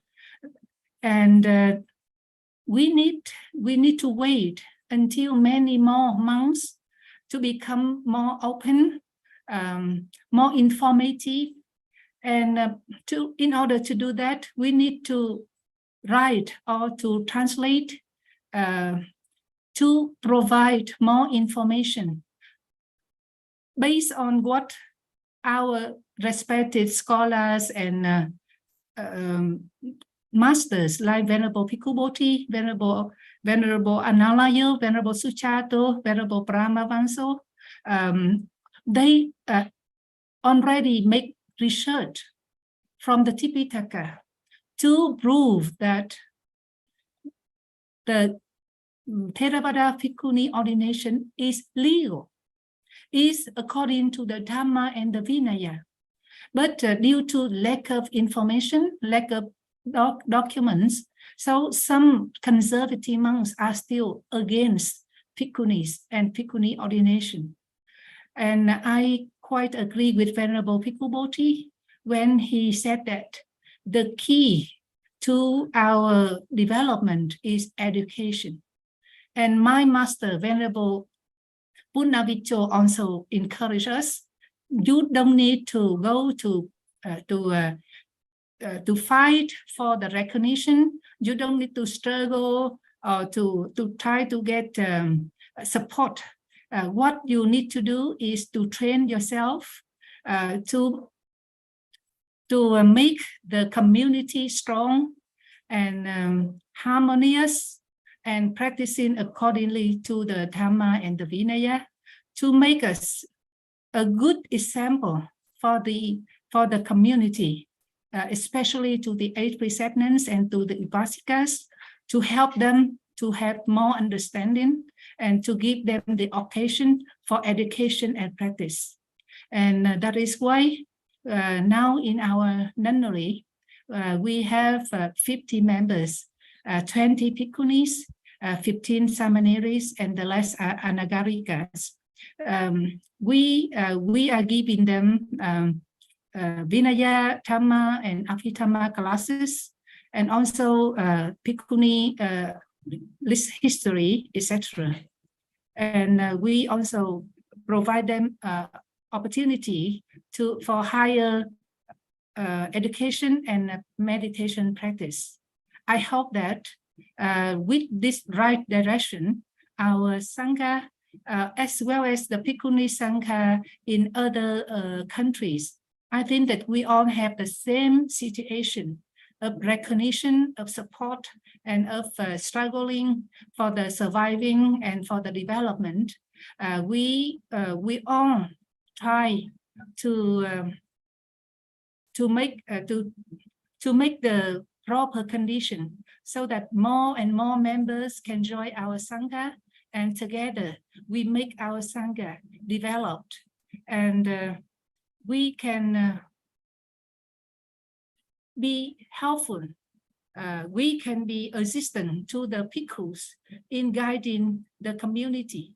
And at the present time, we also organize many courses for the young people and for the adults in the summer courses and in the temporary ordination. So we are getting more and more support from the lay community. And by our effort and by our sincere wish, I hope that the Bhikkhuni Sangha around the world will be more strong, will be more harmonious, and with our solidarity and determination, we will grow day by day. And I will pray the Triple Gem to give blessing to all the venerable bhikkhus, bhikkhunis, upasaka, upasikas, to have health, peace, happiness, and soon attain the Nibbana. Thank you very much. Sadhu, sadhu, sadhu. So we hear the struggle, and we hear the effort, and also we hear how the Bhikkhuni Sangha can develop, in different countries, different challenges, and at the same time, different opportunity. So as Bhikkhu Bodhi have said, patience, skillfulness, and as Bhikkhu Sujato say, strive on with the Dhamma Vinaya. So the Dhamma will work. Those who protect the Dhamma will protect them. So we hope that with all this real situation, inspiration, and the guidance from our senior bhikkhus and also senior bhikkhunis, that this path to liberation will make easy for those in future who would like to walk this path. So the path is being laid down, and we hope that each and everyone will continue to practice well, so that we too can become the member that protect and prolong the Buddha Sasana. So now we also like to hear from USA, what is the benefit of going forth and also taking higher ordination?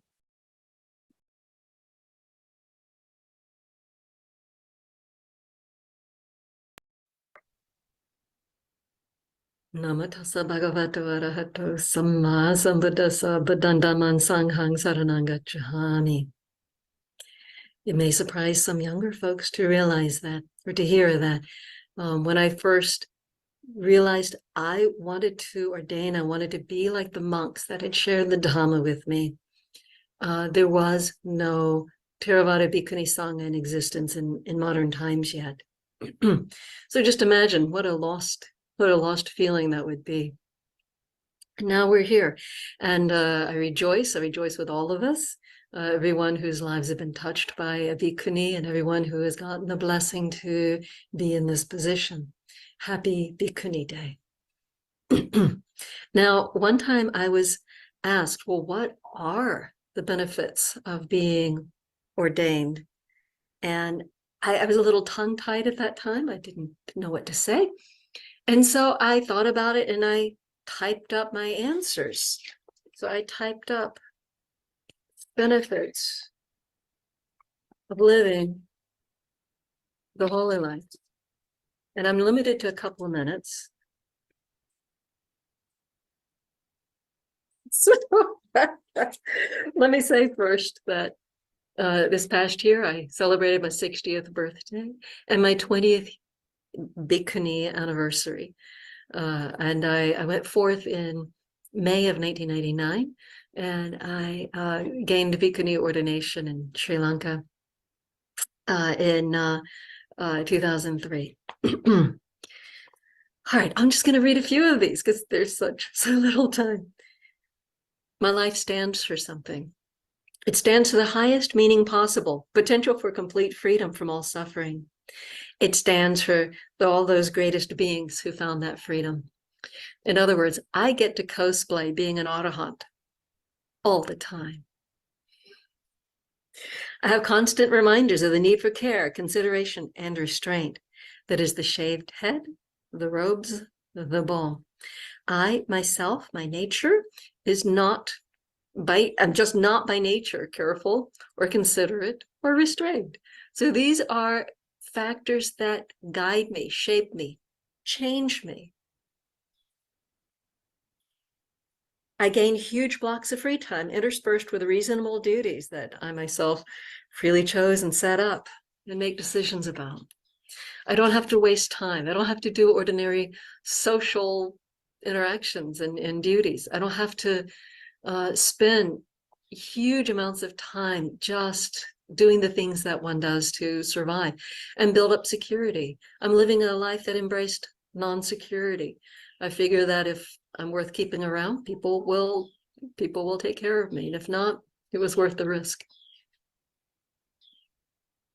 I get to teach as frequently as I wish. I teach on a regular basis 4 times a week, 3 of them on Zoom. Come find me at charlottebuddhistvihaara.org if you want to. So I have taught thousands, literally thousands of Dhamma sermons, literally. And what a joy to see other people's understanding open up. What a joy to have those kinds of words coming from this mouth that used to speak more like a sailor.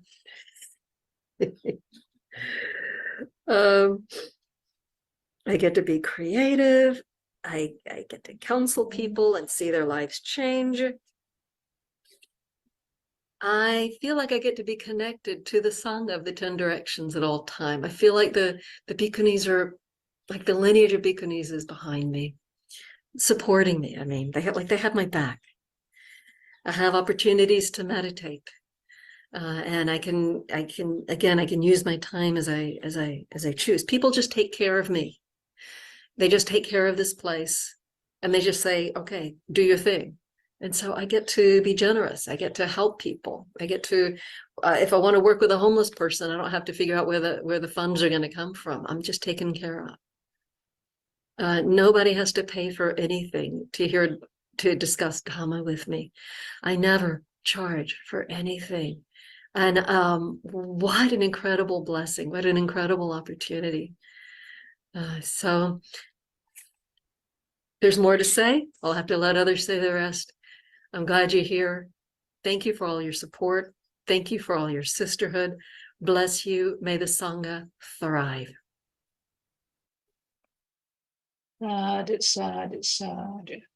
So it's very witty and light, yeah, to hear what the benefits of going forth and also being having higher ordination, and also to cultivate one's mind, and at the same time that we can contribute giving the Dhamma Dana to a lot more people.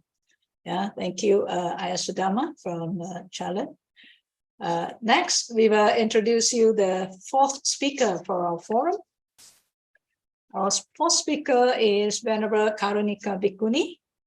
Venerable Karunika Bhikkhuni, also known as Ayah Karunika, is a senior resident monastic at Santi Forest Monastery. She was born in Sri Lanka, but has been living and working in Australia for over 2 decades, and is passionate about sharing her experience and knowledge. She has been a monastic for over 13 years.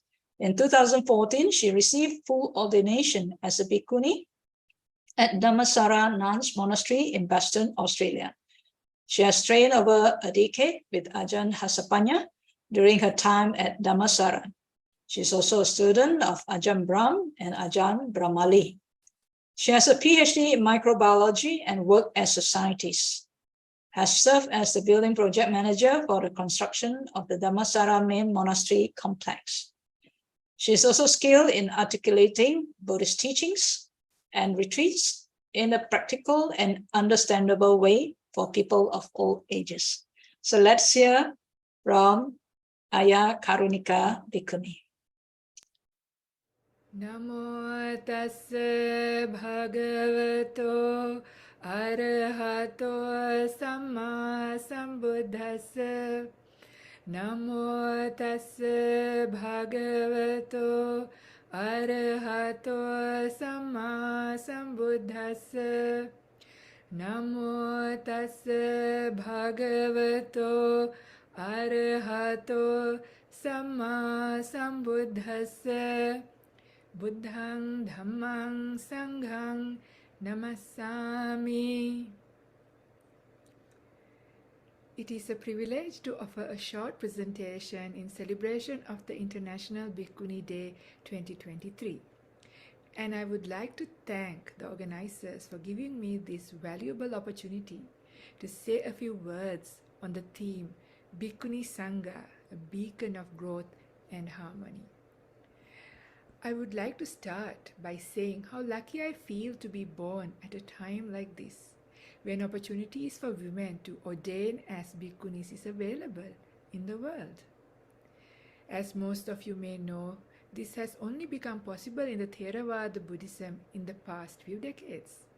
History reveals that the last Theravada bhikkhunis passed away in Sri Lanka about a millennium ago. And how wonderful it is to have Bhikkhuni Sangha back in the world again. Thinking like this, I have immense joy in my heart. I feel that prior to the revival of the Bhikkhuni Sangha, Buddhism was just limping on one leg. Why? Because the contribution of both males and females is what makes a society complete.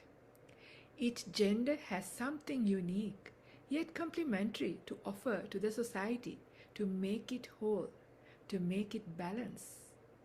Each gender has their strengths and weaknesses, and any organization, any religion where both genders are equally represented, when they have equal opportunities and when they have mutual respect for one another, then there is high chance that there will be success.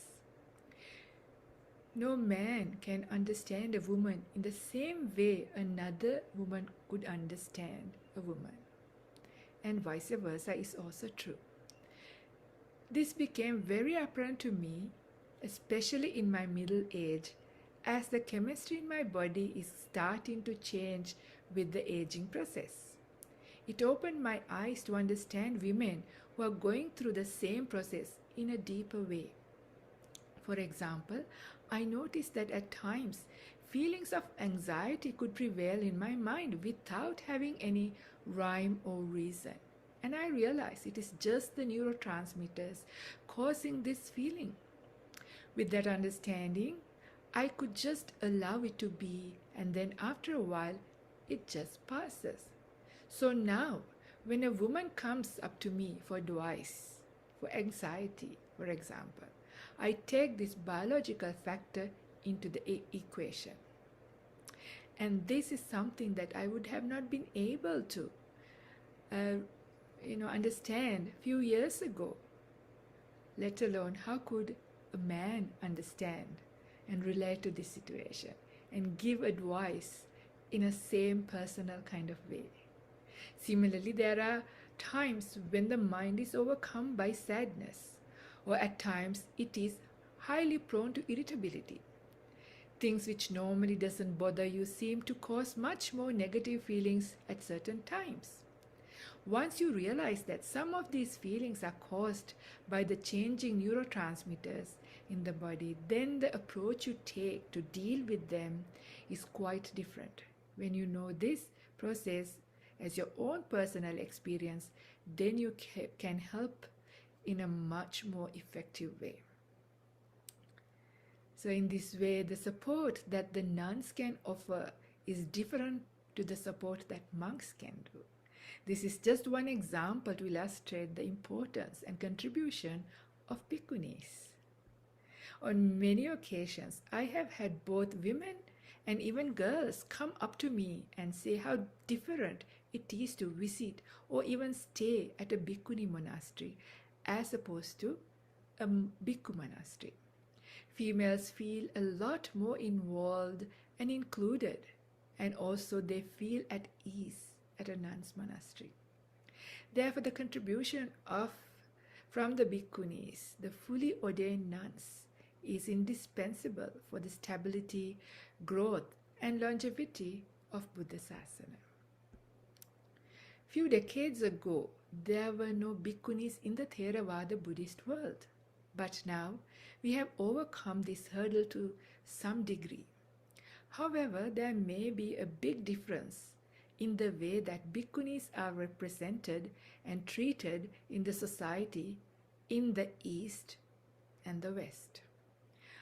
I have ordained and trained as a bhikkhuni in Australia, and speaking for myself, I can say that here in Australia I have never experienced any discrimination as a bhikkhuni.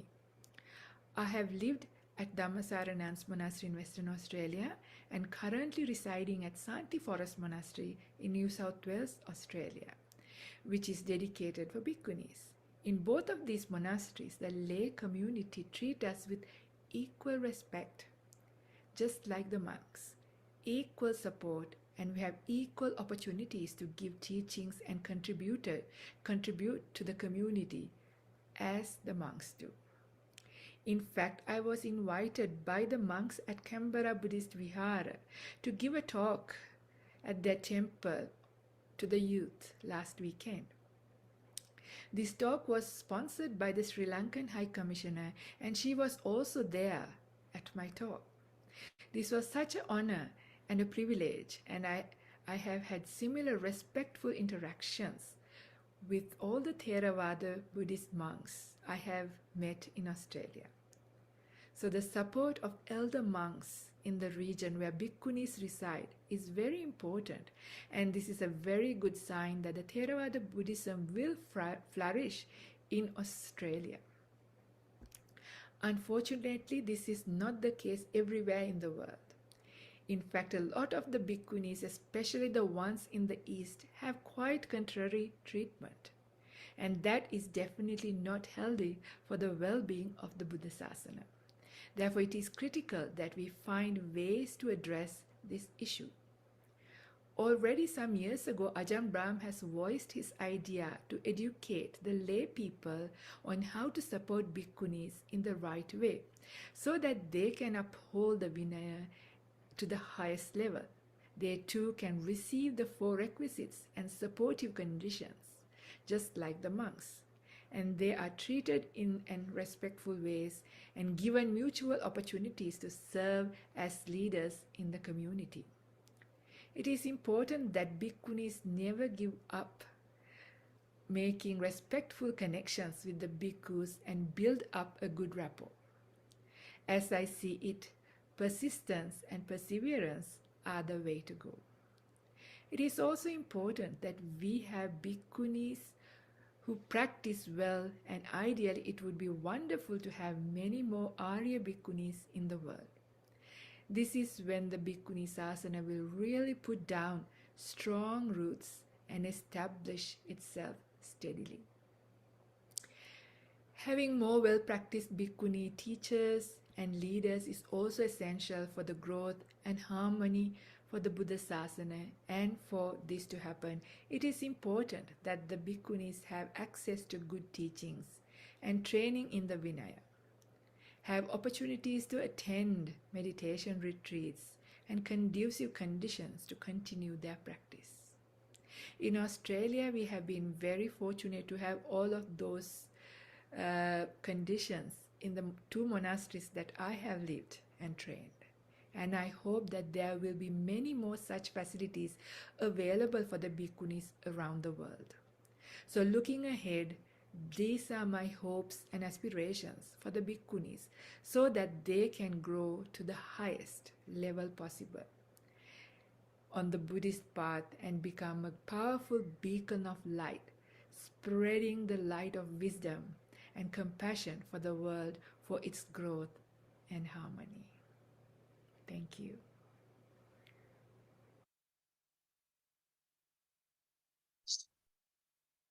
Sadhu, sadhu, sadhu.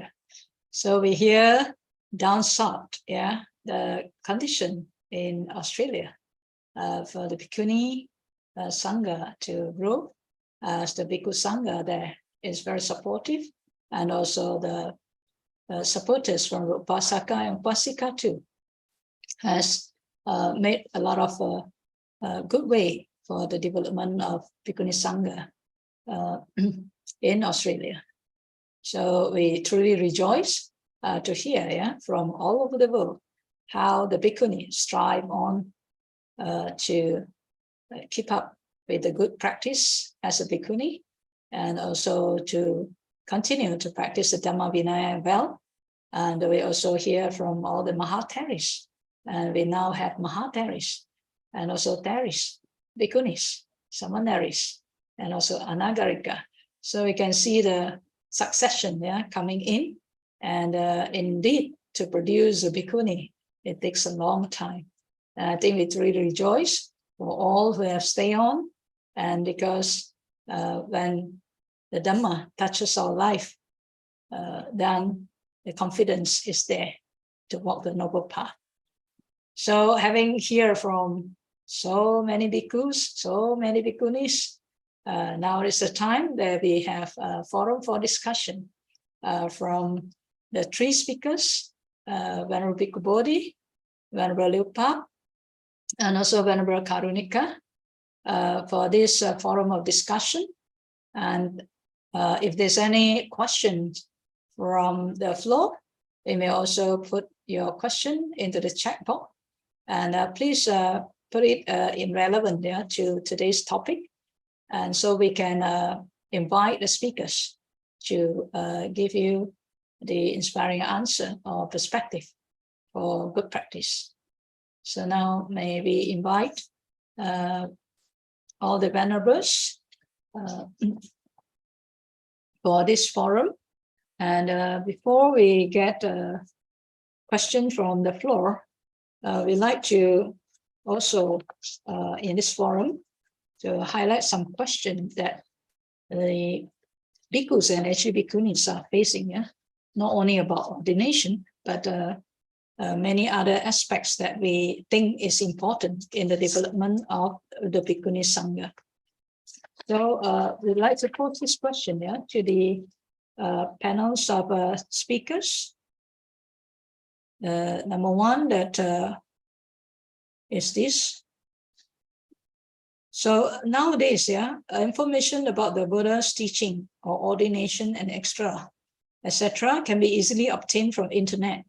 And candidates for Pabaja or higher ordination seems to be well versed in the information that they get from the internet and tend to think they have known enough. So how does the tradition of threefold training and dependency with the Dhamma Vinaya senior bhikkhuni or bhikkhu teachers, for one who has gone forth for Papaja, whether seminary or Sikamana, or the new bhikkhuni, is a beacon for the growth and harmony of Bhikkhuni Sangha? So we'd like to hear from the panel speaker, and we will invite Bhikkhu Bodhi to give us a perspective on this.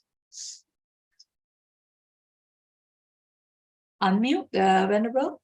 Since the question is framed around ordination into the Bhikkhuni Sangha, I think it should be Bhikkhunis who will answer that question, not the Bhikkhu.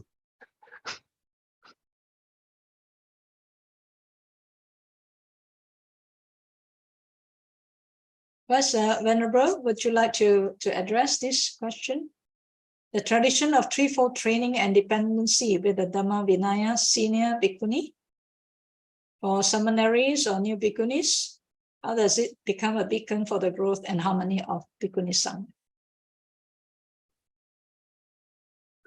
No, are you addressing me? Yes, Bhante. No, I think since the question is about ordination as a bhikkhuni, I think it should be bhikkhunis who answer that question, not me. All right. I don't have firsthand experience in ordaining or training bhikkhunis. All right, Bhante. So we will put this question for answer from Venerable Bhikkhuni Lupa. Would you like to address this? The threefold training. Yes. And dependency with the Dhamma Vinaya senior bhikkhuni. Yes. I think that we are still maintaining the tradition of threefold training, Sila, Samadhi, and Panya. And also we maintain the dependency to the teachers, preceptors. For example, in my temple, we have the very strict rule that all the seminaries and the bhikkhunis need to stay with the teachers until they got 2 vasa, according to the Bhikkhuni Patimokkha. So if they want to go out to study, to go abroad to study, they must wait until they got ordained as a bhikkhuni and spend 2 vasa under the teacher. And in our daily practice, we practice all the 3 sila, because we have to observe the Bhikkhuni Patimokkha, and every fortnight we also recite the Patimokkha, and we have the Vinaya class. For the Samadhi and Panya, every day we have the time for sitting and walking in meditation, and we also encourage all the nuns in our community to practice the mindfulness and awareness in every activities we are doing, like in the sweeping, in cleaning, or in doing daily routines. We always try to be mindful and aware. So Sila, Samadhi, and Panya is a must for everyone, not only bhikkhunis. Even if we are upasika, or 8 precepts, whatever precepts we have received, we try to observe it as well as possible, as strictly as possible, and it can help us to easily get the foundation of Samadhi and Panya. So, and we also, not only we have the dependency on the bhikkhuni teacher, but in our case, we also have our master and we invited him to our nunnery to teach on the Bhikkhunis and the Samaneris weekly. So under him, we learn also the threefold training, Sila, Samadhi, and Panya. So I think that it is a must for everyone if we need to be improved. We would like to be improved on our part of practicing to the Nibbana. So it is no way of escaping from that. All right, thank you, Venerable Pap, for sharing with us the training in Vietnam and in the monastery, and to give us a perspective on the training of the Sila, Samadhi, Panya. And we also like to hear from Venerable Karunika, if possible, also from down south. Yeah, this time we managed to invite Venerable Karunika to also share with us what is the training down south in Australia. Yes. So can you hear me? Yes. Okay. So yeah, back in Dhammasara Nuns Monastery, which is our main training monastery, we also take dependency on Ajahn Hasapanya, who is the senior, the abbot, and who looks after us. And we also have the guidance with the Bhikkhu Sangha from Bodhinyana Monastery. So we do our regular taking of Ovada and things like that. And as well as we have many opportunities to practice. We have opportunities to go and do meditation retreats very regularly. And also we have both bhikkhunis and bhikkhus teaching at the monastery from time to time. And most importantly, we have very good conditions to uphold the Vinaya, because the lay community is also very supportive. They understand, they're very well educated how to support us. It is set up in a nice way. So we feel very fortunate to be able to have that support, to be able to uphold the Vinaya, and also to be able to chant Patimokkha and all of that. It is quite rare that we have enough size Sangha at a Bhikkhuni monastery these days in the Theravada tradition. So yeah, we have this support to keep our Sila, Samadhi, and develop in wisdom in a very conducive environment, and have all these opportunities to practice according to the way the Buddha has laid down. At Santi Forest Monastery, we are still not like a training monastery. It is still establishing, but we still have enough members to still chant Patimokkha there and receive teachings, and also offer teachings and practice in the way just like how the monks would practice. I'm guessing is that what was expected? I'm not entirely sure what the question was aiming at. Is that? Yes, Venerable. Yeah, thank you for your sharing training in the Dhammasara, and now you're in a Santi Monastery. Yeah. And so it's good to hear, the importance of the renunciants to be trained in the community of the Bhikkhuni and guidance from the senior Bhikkhunis, so that the Bhikkhuni order can really flourish, and the training that benefits the candidates, whether it's a renunciant or it's a newly ordained Bhikkhuni, is so important. And that's where when we see why in the Vinaya it's important to take that dependency for training. Just like any career, it's good to have internship.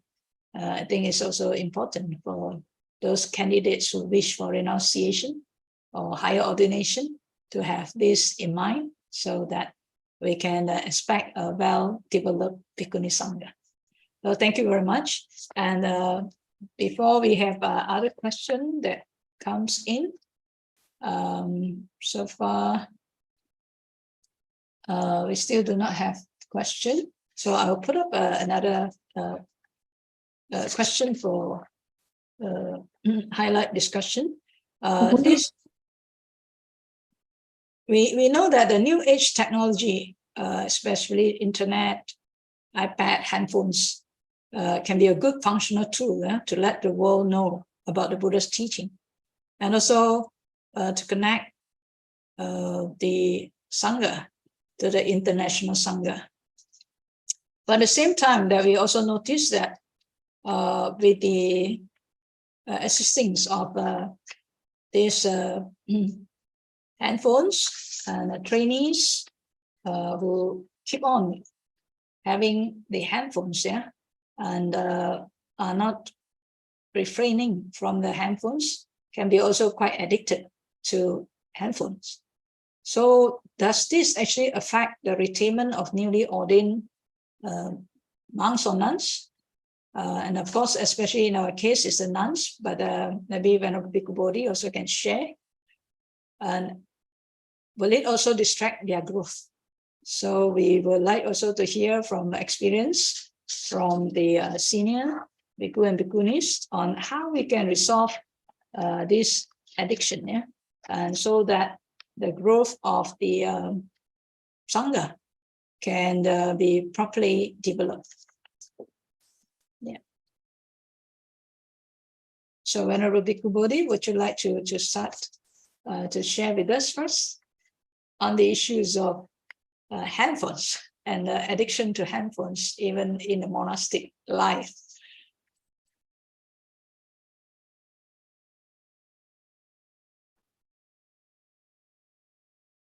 Yeah, again, I might not be the best person to consult about this.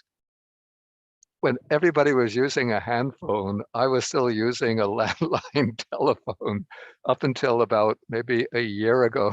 I decided it's time to get a handphone since it has certain conveniences, but I use it, my main use of the handphone is not for telephone calls and not for videos, but using the timer to time sitting meditations. Yeah, but I could understand how the use of the telephone, even the use of a computer in private settings, can be really subversive to a pure monastic life, since the defilements of human beings are very deep and very subtle and very tricky. And so little by little, I think this would be more the case with monks than nuns, because of a particular way in which the sexual desire works in the mind of monks. So it'd be very easy to start viewing, to go from one thing to another till the monk is viewing pornography over the cell phone or over the computer. And then that will corrupt the mind and maybe in some cases lead them away from the monastic life. And in any way, even if they're not using it for nefarious purposes like that, but it becomes a constant source of distraction. I've often thought, if I were to choose a time to live, I would have lived in ancient times before the invention of modern technology, because modern technology makes life so easy and convenient, but it weakens our capacity, particularly the forms of entertainment, whether television, movies, internet, and so on.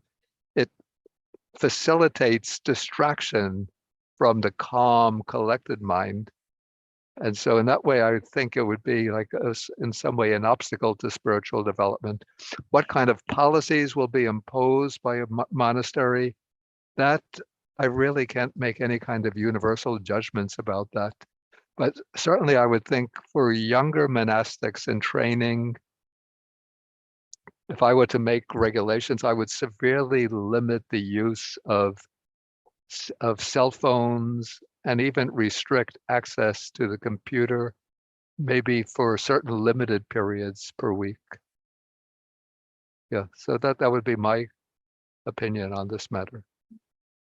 Thank you so much, Venerable Bhikkhu Bodhi.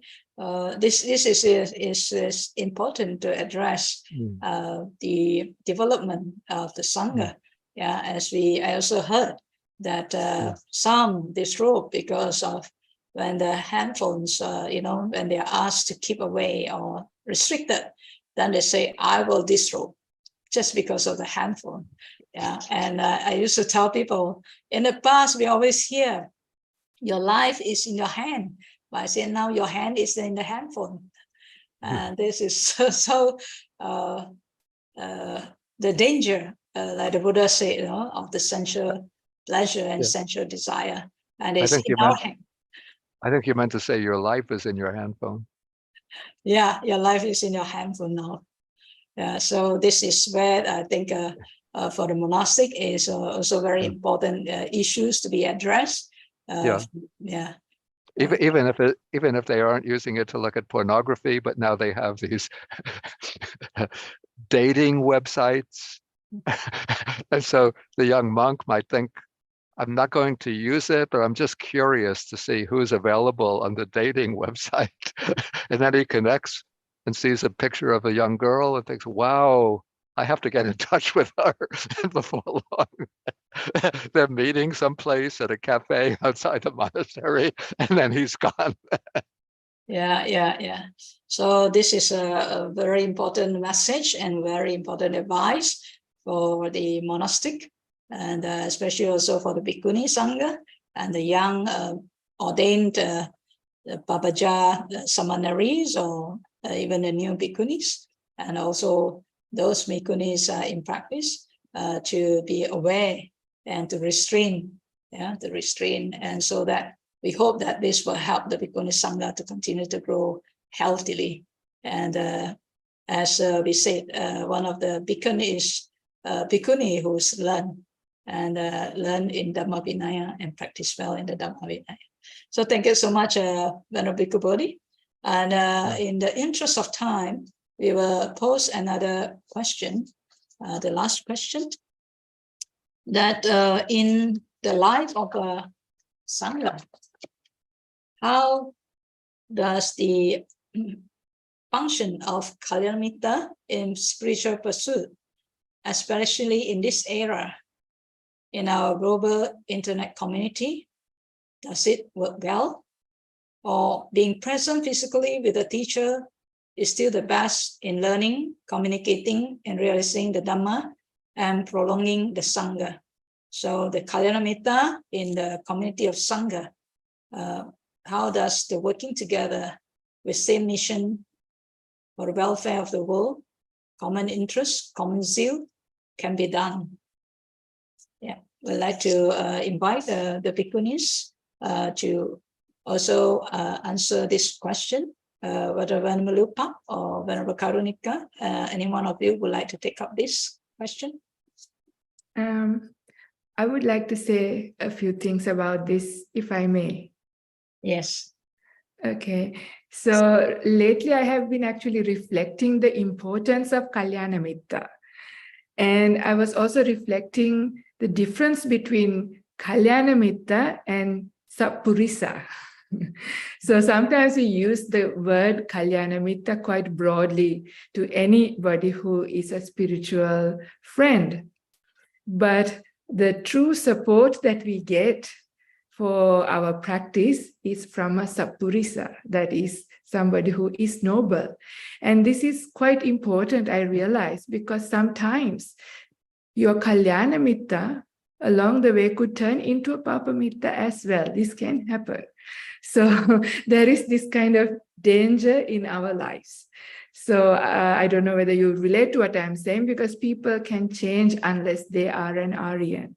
So therefore, it is important to be very careful and keep constantly on watch, look out who you follow and who you associate and benefit from during your monastic life, because there can be this kind of danger, especially also with like new technology and things like that. You can get really close to a teacher, and then the relationship can twist. This can happen very easily unless it is, very stable monastic. So that is important to notice. But what is important about whether it is good to be done through like the internet and things like that, or is it important to live together with somebody. So I was reflecting like the 4 Sotapatti Anga, the 4 conditions that is necessary for somebody to become an Aryan. And one of them is the Sappurisa Sangsevana, that is association of a Kalyana Mitra or an Aryan, and then listening to hearing the teachings, then wise reflection, like Yoniso Manasikara, and Dhammanudhamma Patipatti, applying it to your path. So I was wondering what's the difference between having a Sappurisa or like a Kalyana Mitra in your life and hearing teachings, because you think that it's kind of similar, because when you have a teacher, you hear the Dhamma. So these days you can read the Dhamma. Why do you need to have a teacher as well? Suddenly it dawned on me something else as well, because for our conditioning process, it is not just the words that we hear or read, but by seeing by a living example makes a big difference to how we grow. So the association of somebody who is well practiced is actually quite critical for our development. So like what they say, action speaks more than words, right? So sometimes for this to happen, just that interaction on a Zoom or internet is just more like talking only. But if you live with somebody who is well practiced, there's so much that you can actually absorb almost like through osmosis. So you can see it's actually very beneficial to live with well practicing, Kalyana Mitras. And it does an incredibly fast and a very efficient job in molding you to become a good monastic. And sometimes it may not be an Aryan, because Aryans are really rare in the world, but having lived in a large nuns community, like by the time I left Dhammasara to come to Santi, there were about 18 nuns there. So each one sometimes, offer a beautiful quality. So even to just stay with people who have beautiful qualities on a day-to-day basis, you slowly absorb beautiful qualities into your life, much more than what you learn from nice Dhamma talks or reading the suttas. So I feel that living in real life with well-practicing teachers, good Kalyana Mitras, is a very essential and beneficial factor than just only Zoom. Because with Zoom, it is very easy for a Kalyana Mitra, unless they're an Aryan, to turn into a Papa Mitra. So that danger is there, just like very well described by Venerable Bhikkhu Bodhi, what things can happen, with the misuse of these things. So this is what I would like to offer or add. Thank you so much, Venerable Karunika. A very enriching answer. And these are the true experience, challenge, and the importance of Kalyana Mitra. And of course, the Buddha has mentioned not to associate with the fool and to associate with the wise is actually indeed a blessings. And the holy life, the whole of the holy life is actually Kalyana Mitra. And Kalyana Mitra is the one that walks the Noble Eightfold Path and possesses the Noble Eightfold Path. Sadhu for a very enriching and inspiring answer, and also the inspire the Bhikkhunis to continue to be mindful and restrained in walking the Noble Path. Thank you so much. And so I'm really happy that today we have managed to share with the international platform the celebration of International Bhikkhu Day, and to hear from all the forum speakers and the reality of the practice and also the effort in practicing the way of Dhamma that the Buddha has prescribed for us. The Dhamma, we say, is not subject to time. It's true in the past, it's also true today. And the Dhamma Vinaya is the teacher. And so with this, we also would like to share with you that with this rich gathering of all the bhikkhus and bhikkhunis, we have indeed learned a lot. And indeed, all these are very practical approach for the Bhikkhuni Sangha to continue to grow and to grow in harmony with all the pillars of the Sasana. And with these two, we know that there are many, many qualities of the Bhikkhu Sangha that show us the path and the way. And again, we'll highlight that as long as there is Bhikkhu Sangha in the world, the Bhikkhuni Sangha will thrive, because the Bhikkhuni are ordained by the Bhikkhus. And with this, we'd like to invite Venerable Dhamma Paripurna. She will represent Venerable Dhammananda Mahateri, the abbess of Song Dhamma Kalyani Bhikkhuni Arama, to give words of thanks to venerable speakers and also to all who have participated in this program. And after that, we will have a blessing and sharing of merits by Venerable B. Sri Sananganatnayaka Mahatera, and also a bit of announcement on UTBSI program. And today also we'd like to dedicate the Metta chant that is actually composed and chant by a Malaysian, Sister Imi Ui. And in the past, the Metta chant will just mention Metta to the Bhikkhu, Samanera, Upasika, Upasaka. But today, this dedication for the International Bhikkhuni Day, we have included, and she has kindly re-record to make this version to be inclusive of to the Bhikkhu, Bhikkhuni, Upasaka, and Upasika. So now first we invite Venerable Dhamma Paripurna to give a words of thanks to all the speakers and all who have joined this program. Venerable Paripurna, please. Thank you very much, Venerable Sumangala Bhikkhuni. My utmost respect to Bhikkhu Sangha and Bhikkhuni Sangha. I think we have a very happy Bhikkhunis Day this year with this program. And thank you for letting me taking part in this program.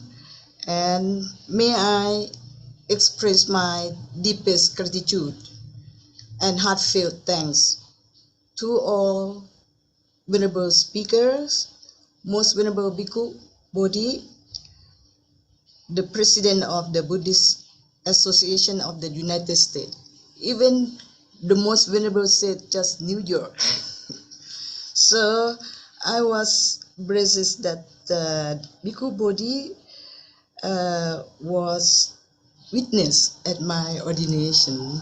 Not only his support through this program, but his action in supporting ordination of Bhikkhunis.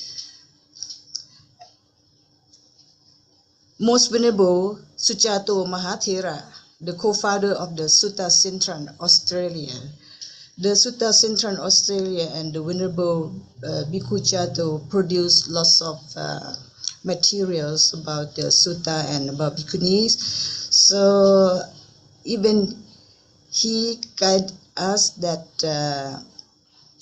as a Bhikkhuni, we should follow the Vinaya and the Dhamma that prescribed by the Buddha. And next one, Most Venerable Viditatama or Dr. Liu Fab Mahatheri, the abbess of Sunyata Bhikkhuni Arama, Vietnam, and UTBSI secretary. I was very touched. It was such a pain experience that Venerable shared with us about the situation of Bhikkhuni Sangha in Vietnam, and I think we are in the same boat. And Venerable Karunika Theri, the abbess of Santi Monastery, Australia, all this Venerable, I would like to thank for their motivating, encouraging, and support. With our strong support from Bhikkhu Sangha, and quality bhikkhuni through education and training, which Most Venerable Bhikkhu Bodhi stressed that's very important. Sustaining Bhikkhuni Sangha would not be possible. That's my gratitude to all Bhikkhu Sangha and Bhikkhuni Sangha. And special thanks also go to all Bhikkhunis, seminaries, pre-recorded video for sharing their path to a monastic life, commitment, encouragement, and hardships, etc. This is I feel very warm because we have more members, more Bhikkhuni and seminary to join us tonight. And may I take this opportunity to thanks to our senior Bhikkhu and Bhikkhuni, Most Venerable Pante Si Saranagara Najika Mahathera, Chief Justiciary, monks of Malaysia, and monastic advisor to Theravada Buddhist Councils of Malaysia. He also support Bhikkhuni ordination last year in Bodhi as a Upacha. And Most Venerable Santini Mahatheri, President Percentual, Bhikkhunis Theravada, Indonesia, and Abbess of Vihara Kusalayani. She also lead us to know about the revival of Sangha and the 4 pillars. We should not have only 3 pillars, because it's like the chair is designed for 4 legs, not 3 legs, so it must stable, both for opening address and Venerable Bodhicitta Theres from Nisala Arama International Center for Inner Peace and Happiness, Australia, for opening solution. On top of that, we are grateful to very inspiring goodwill message from Most Venerable P. Sivali, Mahathero, General Secretary of Maha Bodhi Society of India, and read by Venerable Sumangala.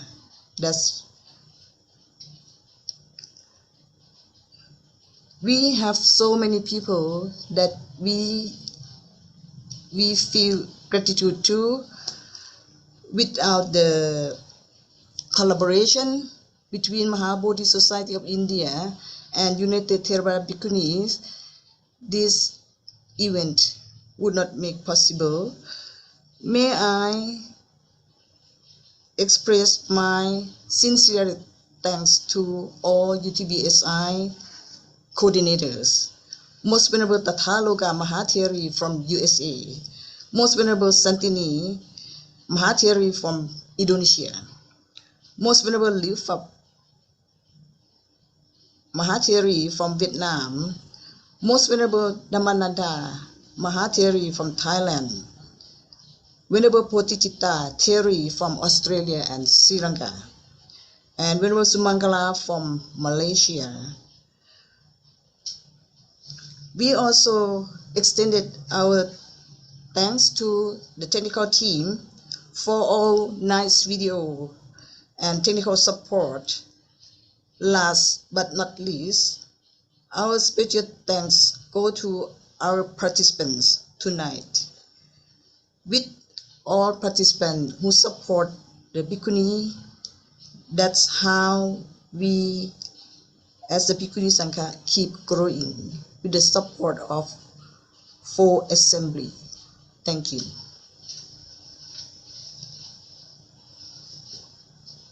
Thank you so much, Venerable Dhamma Paripurna, for the words of thanks to each and everyone who have contributed to this gathering, a happy gathering indeed, on this International Bhikkhuni Day. And now we also like to invite Venerable B. Sri Sarankarnayaka Mahatera to give blessings and sharing of merits. Venerable Bhante, please.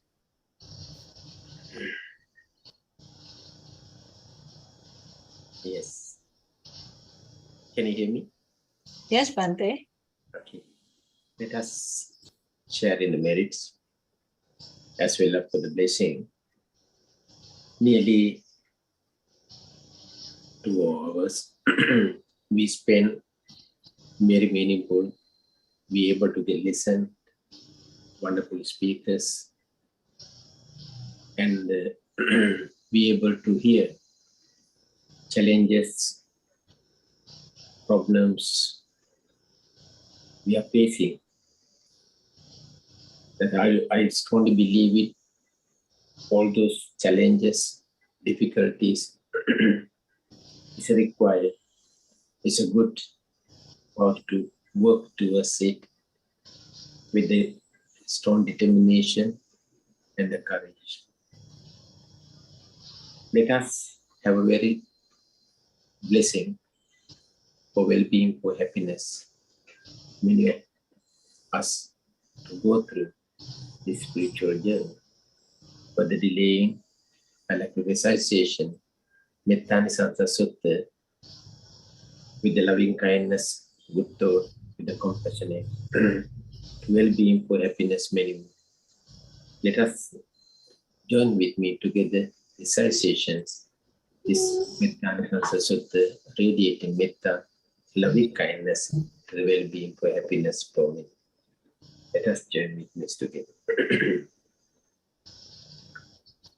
Sadhu, sadhu, sadhu.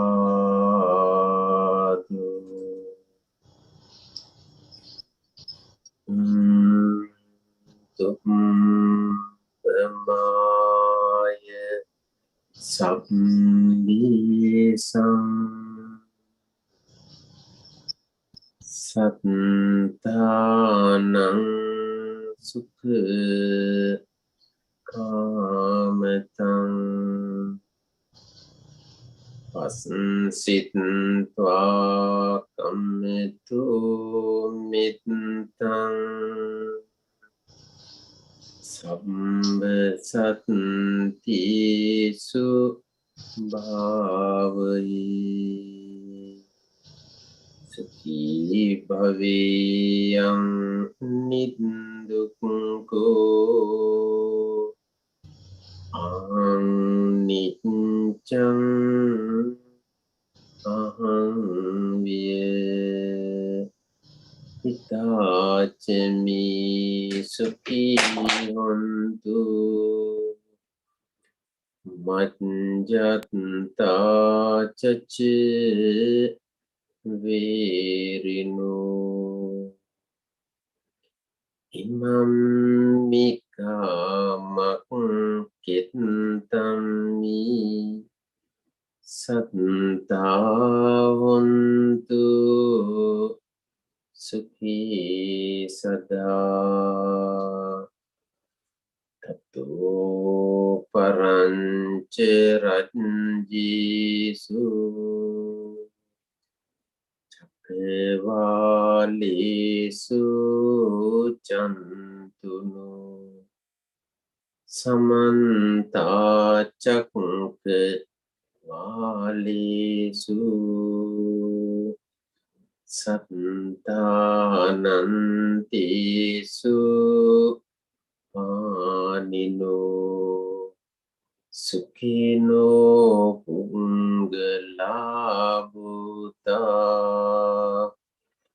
Antebhavat Gatasiyum Tataitanti Pumachiva Ariya Neriya Piche Divanara Ayatta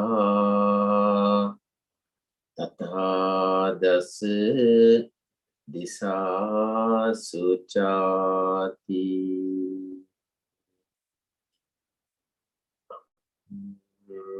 Abiromi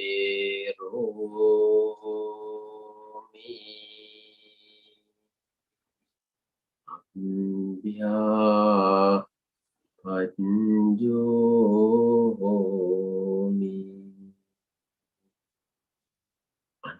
Ikikomi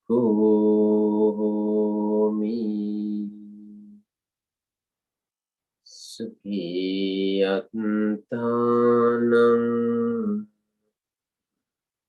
Pariharami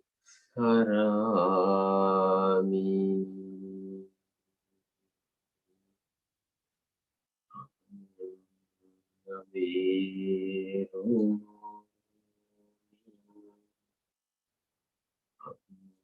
Ya Panjomi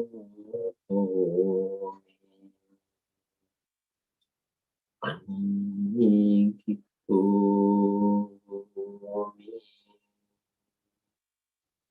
Sukhiyatanam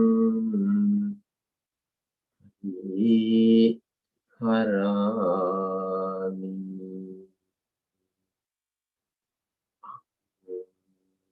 Avi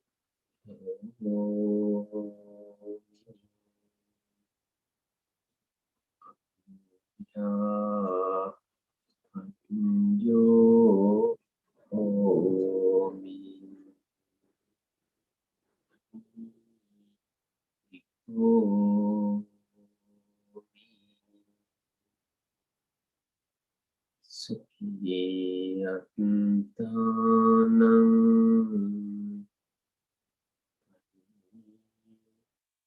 Hara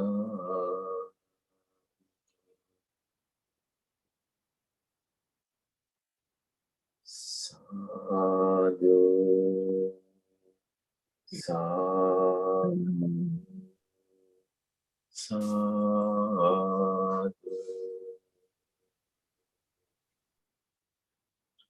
Let us share the merit with the Devas and other sentient beings and also the departed one. Kathangami imam punyam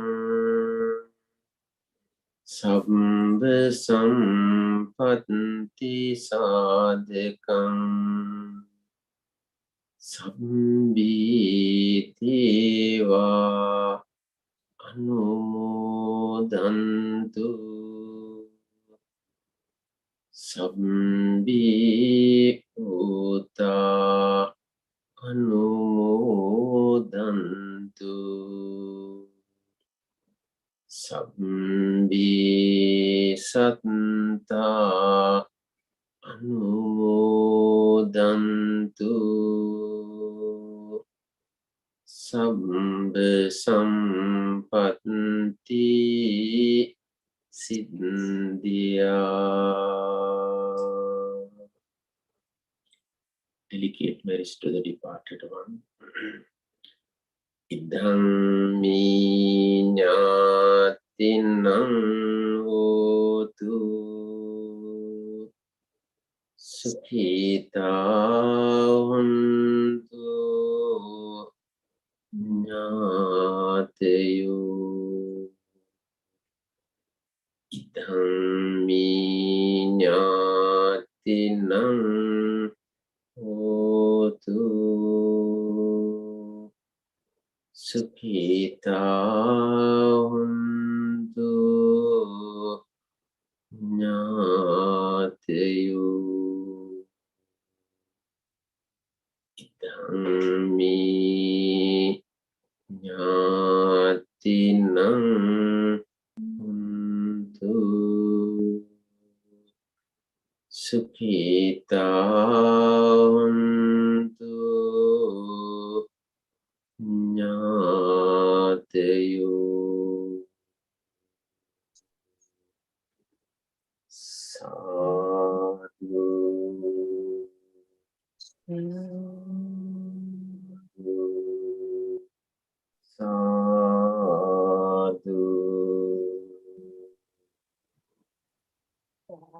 Thank you very much, Bhante.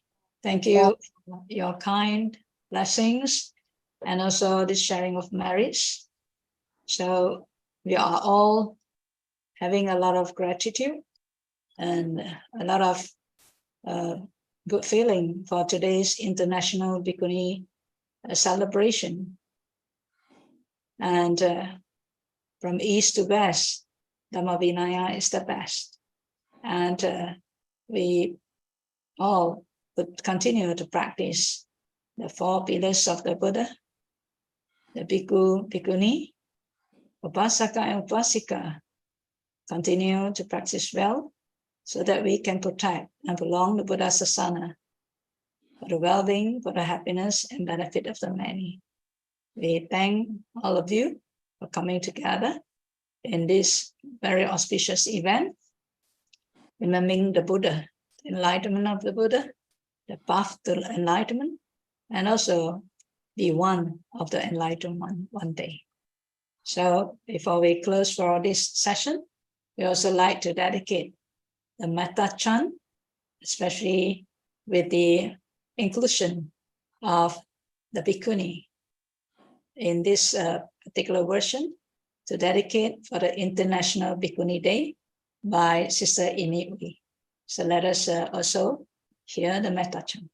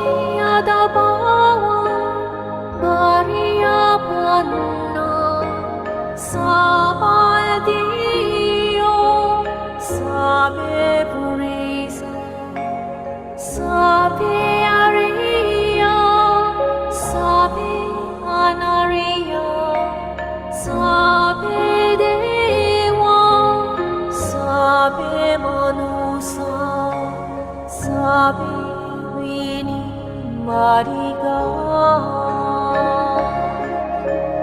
Avira Hondu Abya Baja Hondu Aniga Hondu Suki Adana Pari Harandu Avira Hondu Abya Baja Hondu Anika Hondu Suki Adana Pari Harandu.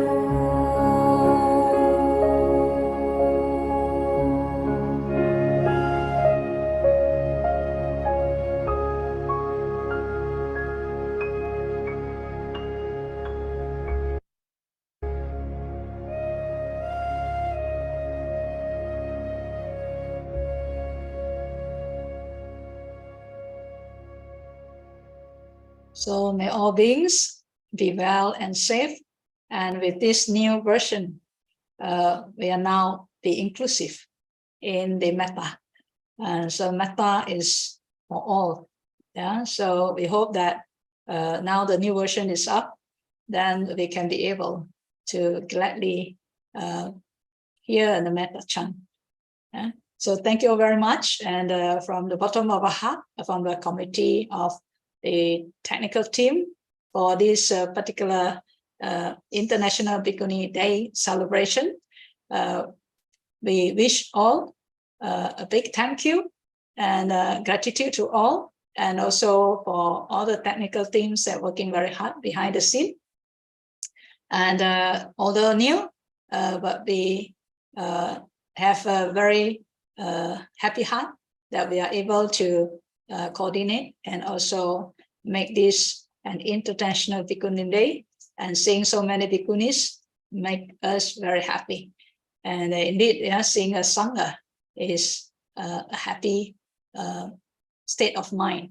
And truly, from our bottom of our heart, we thank each and every one of you, whether your name is mentioned or not mentioned, from wherever you are, and all our supporters, donors, and also to all who are the well-wishers of the Bhikkhuni Sangha and the Four Pillars.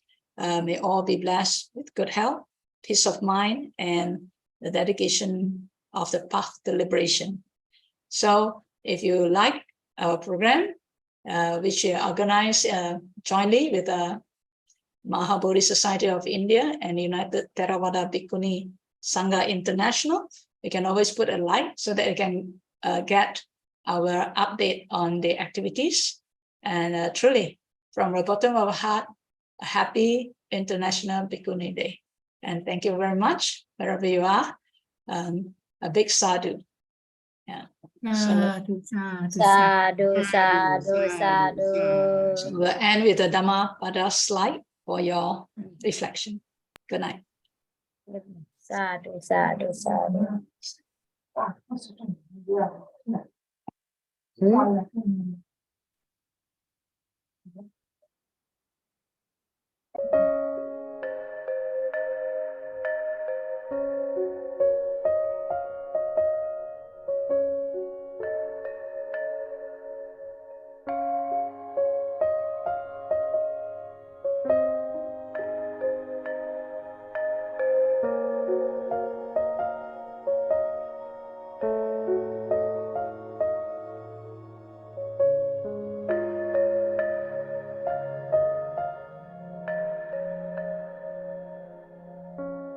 Aham avirohomi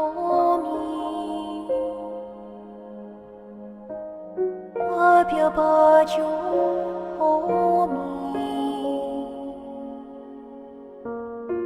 anigo homi sukhi adana pariharami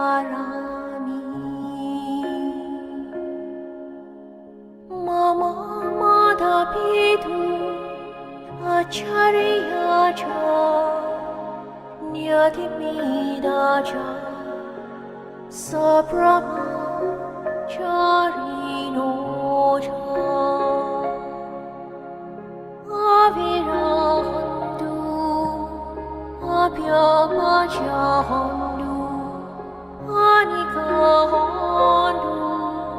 Sukhi-adana Pariharandu Imasme arame Sabiyogino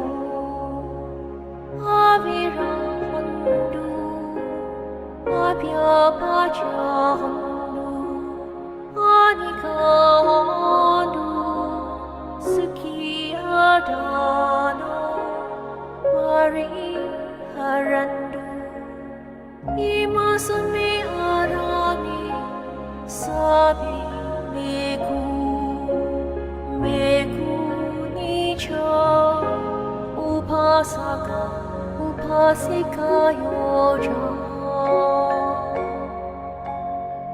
Avirahandu Abhyapachahandu Anikahandu Sukhi-adana Pariharandu Sabi sada Sabi panna Sabi buddha Sabi mukala Sabi adabhava Pariyapanna Sabadiyo Sabe purisa Sabe ariya Sabe anariya Sabe deva Sabe manusa Sabe vini mariga Avirahandu Abhyapacha